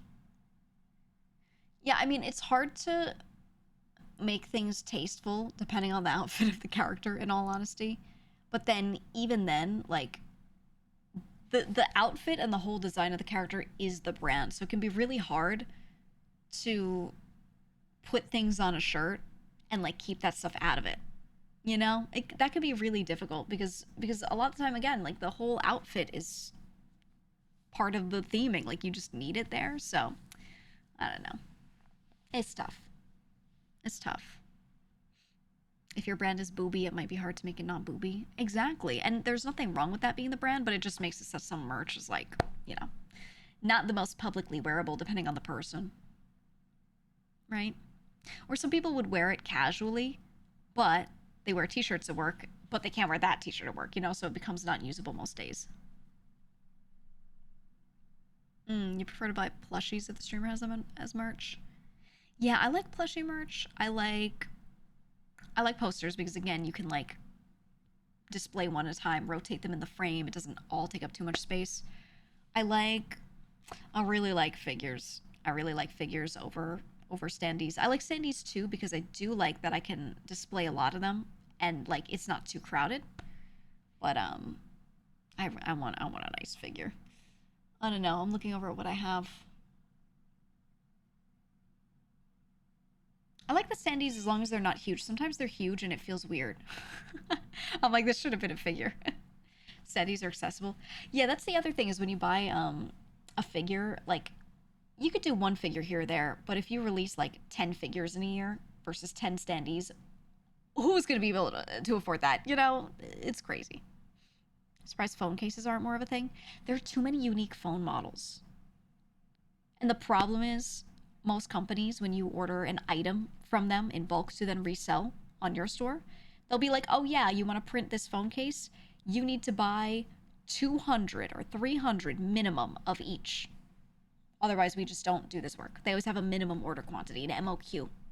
So that means you need 300 for one specific iPhone, 300 for another specific iPhone, 300 for this specific Samsung phone. You know what I mean? So that's why phone cases don't usually get done. Because it's rough. It's rough. So I release a custom app icon pack and still use it. I wanted to do something like that, or like a pack of profile pictures, those kinds of things. I like that. Phone backgrounds. Manufacturing figure versus standees. Haha. Mm-hmm. Mm-hmm. Still waiting on the GEEGA brand eye patch. I would have to find someone who would make one and customize it. They don't customize them. They just sell them like black. Nothing on them typically. They don't print on them or anything. And then if I do find someone who does it, then they're gonna be like, yeah, minimum you have to order 400 or some shit. I'm not gonna sell 400 eye patches. Okay, I know myself. I know the data. I know what people purchase. I'm not selling 400 eye patches. Okay, it's just not happening. So that's why I haven't done it. If everything had no minimum order quantity, I would have had every merch item in existence by now. I would have done it. Easy. But, you know, sell them in 2-packs. I sell like socks. Can you imagine? That would be crazy. Kai, thank you for the resub. That'd be insane. Action theme blind boxes like those Monhun blind boxes. I really want to do that. I really want to do that. The difficulty there is you have to find a company that will get that same box and like pack random items into it and sell them like that. And that's not super difficult, but it's like an extra fee because it's something. It's just something different. But I want to do it. I do. Blind box Boris's. Okay, blind box Boris, and it's like a different outfit each time. Boris is the rare. What if it's like some of them are me, some of them are Boris, some of them are factions? Could go crazy. Could go crazy. I'm just saying. Maybe. Mob socks. Don't get me started on socks as merch. I want to do it eventually, but I have PTSD from the like a different sock thing. Insane, man. Maybe one day. You want mob socks? Do you want like dress socks? Do you want like casual sporty socks and they're just normal wear, but you know, they also have stuff on them that makes them look like it belongs to this community? Or do you want like dress socks? Like full dress socks for work? Thigh highs. Work socks, cotton please. Programmer socks. I agree, Noro. Want to look like a clown? Argyles would go crazy. Sock masks? Okay, hear me out. I kind of really want that though. I do.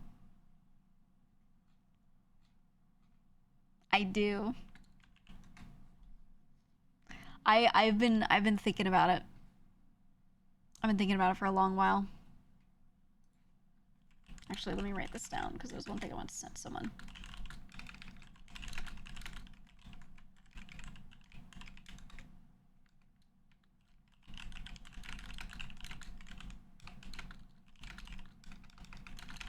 Okay.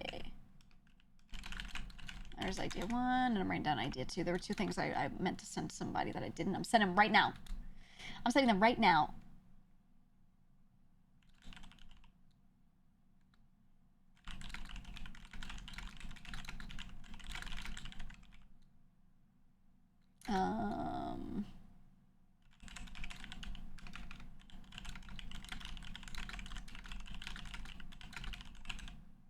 Boom. Okay. Okay. Sorry, I had to get an idea out of my brain into a written form so I don't forget. Ultra rare is Gigi's royal egg fit. You do a blind box and the ultra rare pull is the royal egg. That would go insane. That's like if you make an iceberg chart of me, the Eggler is like pretty far down there. Oh man. Oh man. Could do it, could do it. Not a bad idea. Ooh, 3-pair sock bundle with each faction. That could be cute. I think the issue is always like, what's the minimum order quantity? What's the minimum? I know how many people will buy a thing. So if I'm trying to buy, this is the problem with doing merch for the factions. I have to be very careful. Because if this community as a whole tends to buy, let's say 200 of a certain item, a certain type of item. Oh yeah, they tend to buy 200 of these. Now if I'm trying to make one for each faction, and they force me to order minimum 200 of each product, so there are 600 total now, but I tend to only sell 200. Uh-oh, you know what I mean? So making items that are unique to each faction can be done, but I need to find companies that will let me not order like these huge minimums, you know? So doing merch with like all the factions on it that anyone could buy is easiest, but I do want to do stuff where it's like, here's the monster version, here's the creature version, here's the undead version. I want to be able to do that. It's just very touchy with the manufacturers because I have to find ones that won't make me buy 500 of each. Then it gets a little crazy. And I pay for it up front if I do it like that, you know? So I have to like be really careful with that. You ever considered a Harlequin model? Just had this vision of it. Italian theater makeup would go crazy. I have thought about going full Pagliacci. Yeah, I think it'd be hard. It'd be hard. It would go hard. But it depends on like the artist, depends on the design, but I want to do it at some point. I do. Get those boob mouse pads, but make it Dumpert. You're not wrong. You're not wrong. I should. Yeah, sad tears of a clown model. Oh, man. It'd be incredible. Could do something like Mata's Momo Sharp instead of splitting the factions, just combine mob number. Yeah, but I'm not talking about the number. It's like the design that matters, right? I want to have something that's just like all green, creatures only, something that's all blue, undead only, etc. But it's tough. It's tough to make that work with those minimums. But I have found some companies that will do some of these things and be like, yeah, you only have to order 50 of these, only 100 of these, depending on the item. It's just that usually the more unique the item is, the more of a like random unique item you see, typically that means that I have to order more. So for example, the Boris keychain, ugh. I'm gonna have a fuck ton of those. If you guys want to buy it, please fucking do, because I was not aware of what the minimum order quantity was. That was just done, and then I learned what the minimum order quantity was later, and I was like, oh, great. Wonderful. So I'm gonna have like a giant box of them. And they'll be on the store for a bit. Yeah, sludge. That's me, honestly. Commerce giveaways. I'm not doing giveaways. I'm not doing giveaways of random shit. I will simply let them be purchased in perpetuity. That's all. People didn't sell at Boris. It's just the MOQ was so much higher than a number I would ever think is like normal. You know? At least it is Boris. Hey, it is what it is. It is what it is. The one piece of merch you actually own is the Boris keychain. Yeah, I mean, it's the most unique item we've done. So, all right. All right. But there's also something to be said about that. I know like Mata did this with the Momos too. She wanted to order a fuck ton and just have a lot of them so they could stay on the store like forever. She just wanted to do one big order of them, you know? And she was like, this is literally for the purpose of me buying stock for the next couple of years. And I was like, you know, there's something to be said. There's something to be said about that. So, yeah. Much to think about. Much to think about. You know what we should do? Me and Mata should get a booth at a con. And I put out a fuck ton of my Boris keychains, and she puts out a bunch of her Momo keychains. And we only sell those. That's what we should do. And then we should tour around to every con. We'll send like one assistant. And we'll be like, yo, sell these. Yeah, and the kiss. And the kiss. Oh, it'd be so funny. Actually, I always wanted to do that with like excess merch that I had. Was not always leave it on the online store, but sometimes just take it to a physical location like that. Like send it to a table They've got fasicons, things like that too. Yeah, it's a bit harder to sell people things online than it is in person, so that merch always moves slower. But yeah, if you're having it at a location and people are walking past it, it's much more likely people actually grab it. So we'll see. We'll see. Got that keychain. Oh, the acrylic one. Yeah. Yeah, we have some of those left. We do. That would actually work. I know. I know. I always wanted to do. We never we never did this like as Vshojo, as like the group with the booth. Our booths were never merch booths. It was always that we always have them be meet and greet booths. But we've never had like a giant merch table with like individual members merch. If we have sold merch at a cons, it's always been like a separate line that was made for that. And it was always just like our key art, which is like the art of us that's on the website uniquely. So I know there was one convention where they had stuff last year, and was it AX or TwitchCon? I think it was AX that we had some stuff, but it was just like a standee of the key art that's on the website, you know? Not like a unique item made just for that con. But I always hoped that we would like do that. Very surprising that Vshojo doesn't sell merch at cons. Yeah, I know. I don't know why. Genuinely, I don't know why. Probably because of the work involved. They did once at AX with the X members? Yeah. Yeah, it's happened before. I don't know. I've been a proponent of it, so maybe I'll try to make it happen. It could be a money printer if they do it right. Genuinely, yes. Genuinely yes. Because you get a lot of people at cons that want to buy things for aesthetic purposes, not because they know what it's from. Whereas when you sell things online, the only people who are going to go to your online store are people who like know you and want your merch. But there's no one out and about online who's buying shit that has you on it as a VTuber just because they happen upon you and we're like, oh, I want to buy this thing because it looks cool.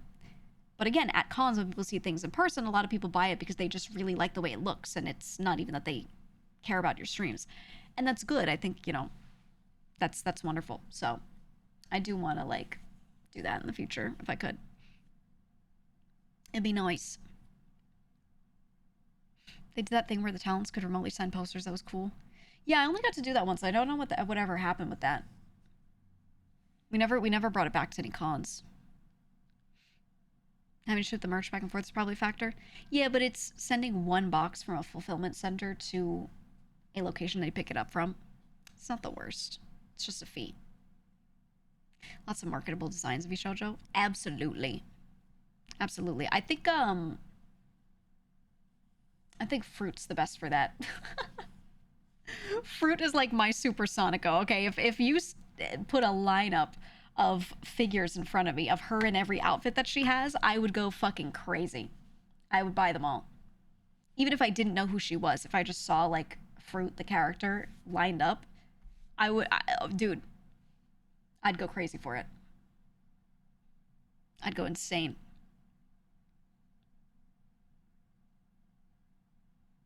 Yeah, her IP is solid. It's so good. It's so good. I always thought she should do that, just merchandise. Just merchandise. And that's it. Honestly. The Miku Dream design so good people just buy it? Yeah. Exactly. That's what I'm saying. I don't know. I like seeing, like, I just think about it all the time when we do those con walkarounds, right? We just did one yesterday. I always look at all the merch sitting out, and I look at how much I feel like I want to buy or I'm compelled to buy things where I'm not a fan of the media it's from. I just really like that item. I'm like, this shirt looks really great and I want it. This poster looks wonderful and I want it. This figure looks great and I want it, you know? And I think about that and I'm like, as a VTuber, we don't really do that because we're just selling online to people that already know us, but like, we really should. I don't see a reason not to just go to a convention and do that, in all honesty. Yesterday's booths were crazy. Okay, the DreamCon booths went, no offense to the other cons, so much harder than a lot of the booths at other cons. Now there are a lot of great booths that we see when we do these walkarounds at other conventions, yes, but like overall, on average, the artists were insane, and the types of merch that they offered were really nice. Like the products that they had were things that I felt were more buyable. I don't know. I don't know. They look really good. Love the art styles. Yeah, no, I was amazed. So I have like all of the ones where I might want to like contact them. I have all their names written down. I have all their names written down, just in case. I was so pleasantly surprised to see Mo. When we saw Mo, Venom Mo, and he had a booth there, I saw one art piece and I was like, oh my god, that's my friend. I was like, that's my fucking friend. Did I show? I actually showed this once a long time ago. That he was designing something. I'll show a little sneak peek. It's something that I don't think we'll ever use for an outfit because it's so heavily fully armored that it's like too much for a model design in my opinion, but I wanted it as a general design. Here's a little bit of it in his typical style where he does a lot of like filigree and all that. There's a little portion of it, but we have like a whole thing that he drew out for me in his style, and this was a long time ago. When did he do this? October 2022. That's how long ago I worked with him. When did I first contact him? I first spoke to him March 2022. So I've known Mo for a long time. A long time. I love his art. So it was just so funny to like walk past the booth, see one art piece and go, oh, that's my friend. It was cool, man. It was cool. It was neat. But, you know, when there's an artist that I like that much, that I know is that goated, and I see them at a con and not at other cons, I'm like, that's how you know that's the good one, right? Those people are like my litmus test. If they show up to those cons, that's, you know, that those are the good ones. They're gonna have a lot of the good artists, and a lot of the people have more interesting merch designs and all that kind of stuff. So it's good. It's good. Anyway, let's play a video game. Let's play a video game. I gotta open Steam. I didn't even open Steam yet today. I didn't even open it yet today. I don't play any games in the morning. I don't do it. There we go. Helldivers? I don't want to play it if I don't have a group. I've never been one to solo Helldivers. That's a group thing for me.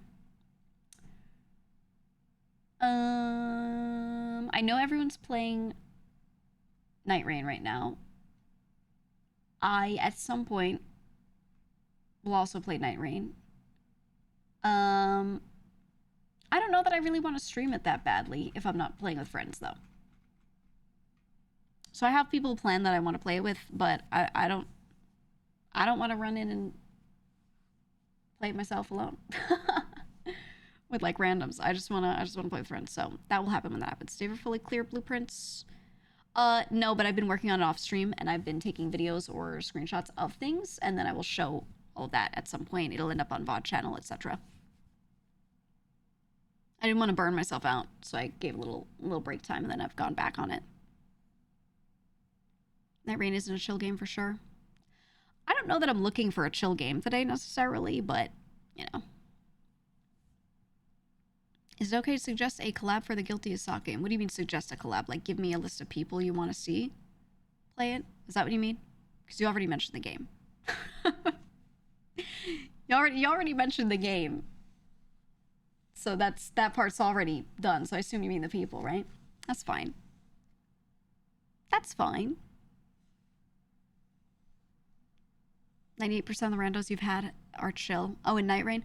Oh, I'm sure. I'm just saying, like, if I play it on stream, I want to sit there and, like, have friends in a VC to talk to while I play it.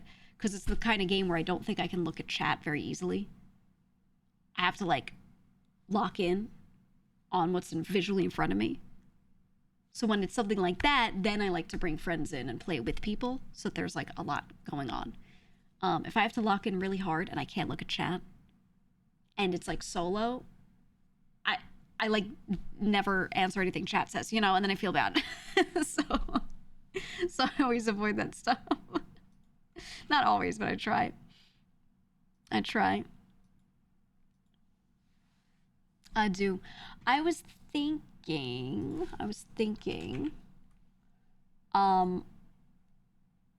at some point, maybe today, question mark, at some point, I really want to start Mafia. I don't know if we want that today. I don't know how we feel on that. But I've been wanting to play through them. At the very least, the first one. But there's Mafia 1, 2, and 3. I haven't been seeing people stream these at all. Like, at all. But there's a new one coming out early August.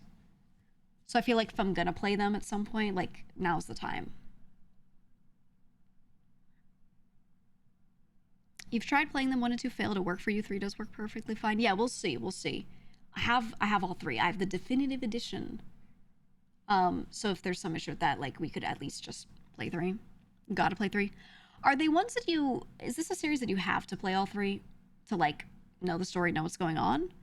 Or is it something where just playing them separately is, like, totally fine?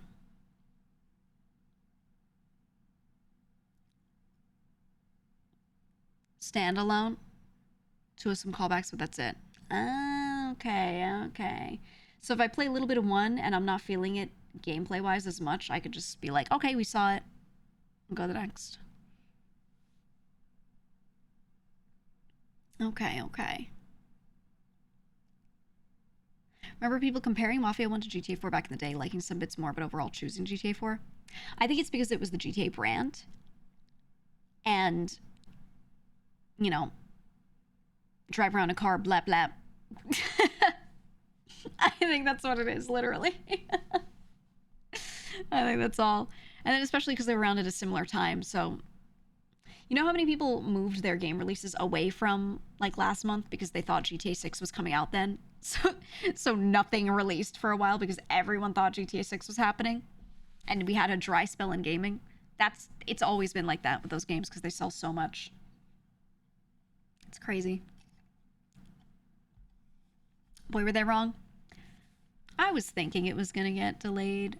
A year was a lot, but honestly, not something where it was unexpected. Not at all. Not at all. Yeah, people compared Saints Row and GTA a lot. I remember that.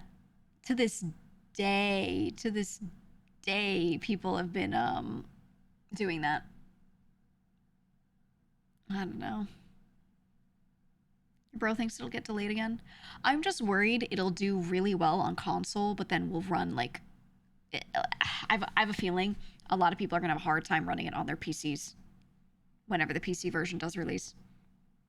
I really think it's going to be difficult. I don't know. It looks beautiful, but I've always got, like, that Gabe Newell voice in the back of my head going, but is this fun, though? Whenever I see, like, a thing with cool graphics. I do play a lot of games with the graphics turned down because I don't care if the ray tracing is there. I don't care. You know, I don't need the grass quality to be good. You can give me crispy ass grass, I'll be okay. I love N64 graphics, you know, I'll be all right. But even so, some games, no matter how much you turn them down, it's still a fucking problem. So I don't know. We'll see. It'll be a huge leap from 5. It'll be crazy. I kind of want to replay story mode of some of them. Maybe 5, maybe 4. 4 was the best one in my opinion. But 5 would be funny because I know where everything is. Like, I could play GeoGuessr on that map and get it, like, pretty right most of the time. So, so I think it'd be really, like, jarring but fun to replay story mode of 5. But, like, know where everything is. Drive around and be like, I've never seen that building before. You know, it's just something that's not in our RP server. 5 with the HUD off. I could do that, though. That's the scary part. With the map off, I could do it. I don't know, man. I don't know. Rumors the 4 remaster's coming this year? Oh, I hope so. I really want to replay 4. 4 was so good. It was so good. I liked the main character Nico a lot. I liked what the story was just about. Like, it just hit well. So I keep hoping that we'll get the 4 remaster. You played Vice City 4? I played all of them. I've played every single one of those games. So we'll see.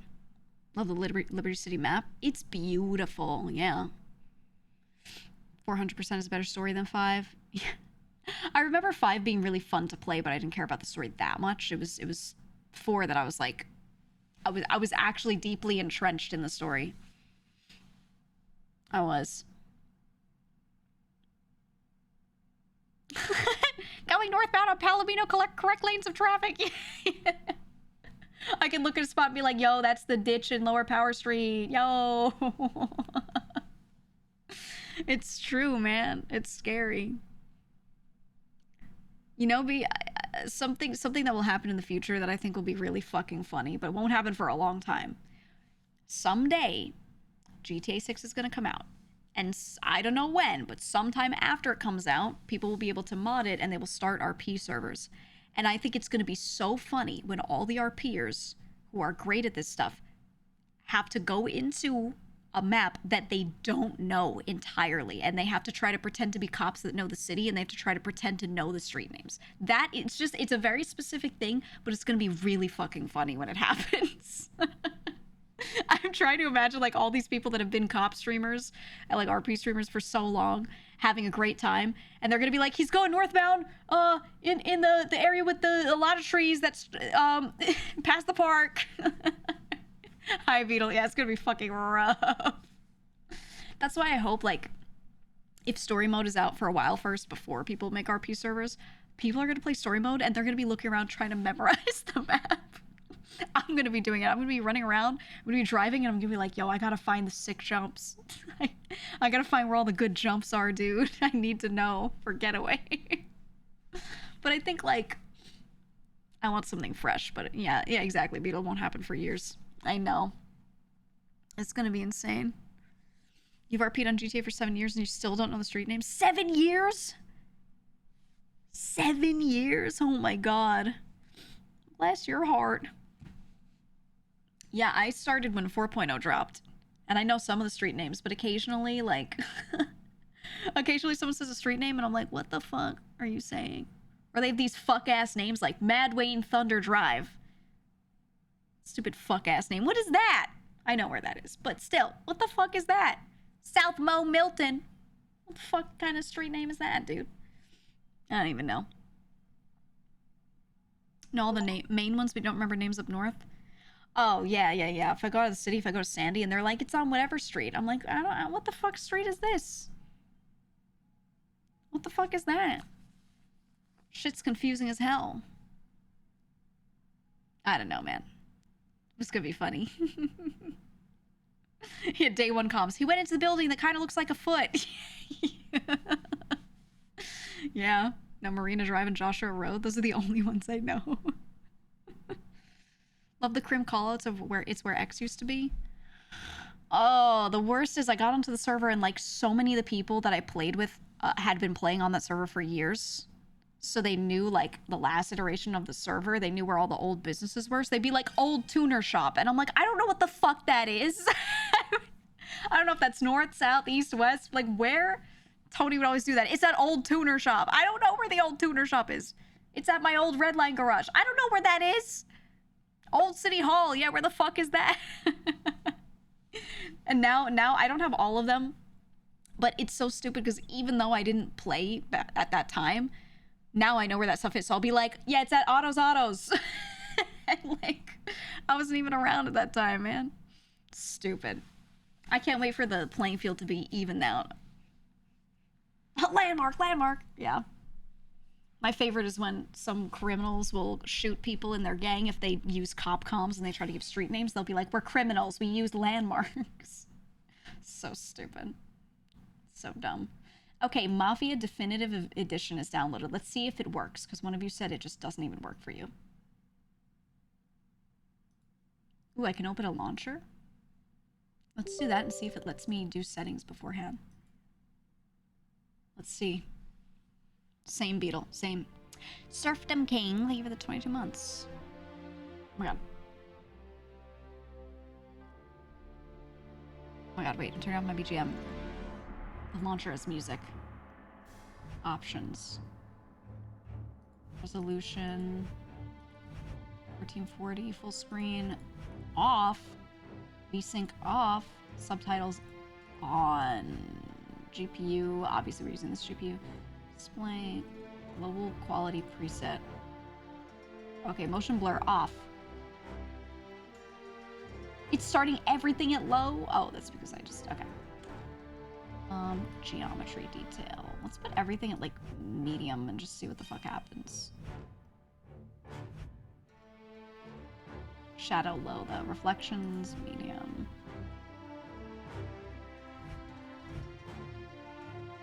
Okay. Okay, I think I saved my settings. All right. So the launcher works, as in the launcher is open. I don't know if the game will properly work because you said it didn't for you, but I'm gonna assume it will for me. And we'll see. We'll see what happens, man. I don't know where the UI is gonna be. Am I gonna block? We'll see. We'll find out. Why is chat not on the screen? Pressing buttons, hold on. There you are. There you are. Okay. Pressing start.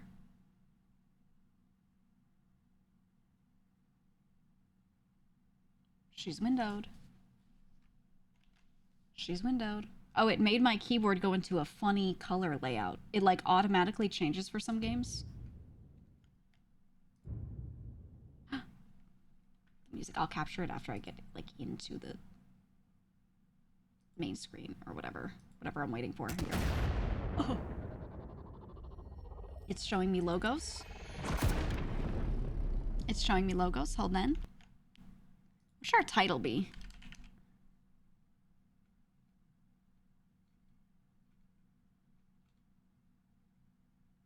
Mafia Definitive Edition. There we go.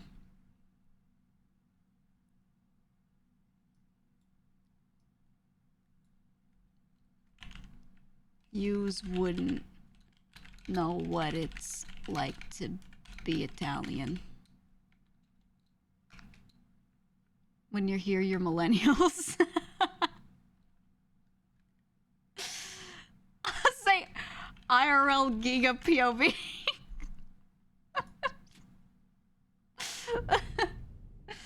That'll be it. Is this a controller game? Should I grab my controller? Or would you say keyboard and mouse is better for Mafia? How are we feeling on that? Any knowers, any players in the chat of the Mafia franchise? Mouse, try both? I asked a question where I wanted a specific answer of what you would personally pick. I'm aware I could try both.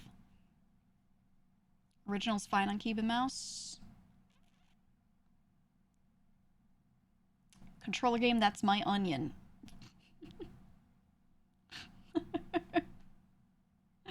Uh-huh. Okay, keyboard mouse. All right. Hold on. Setting brighten. Okay, I should be able to capture this now.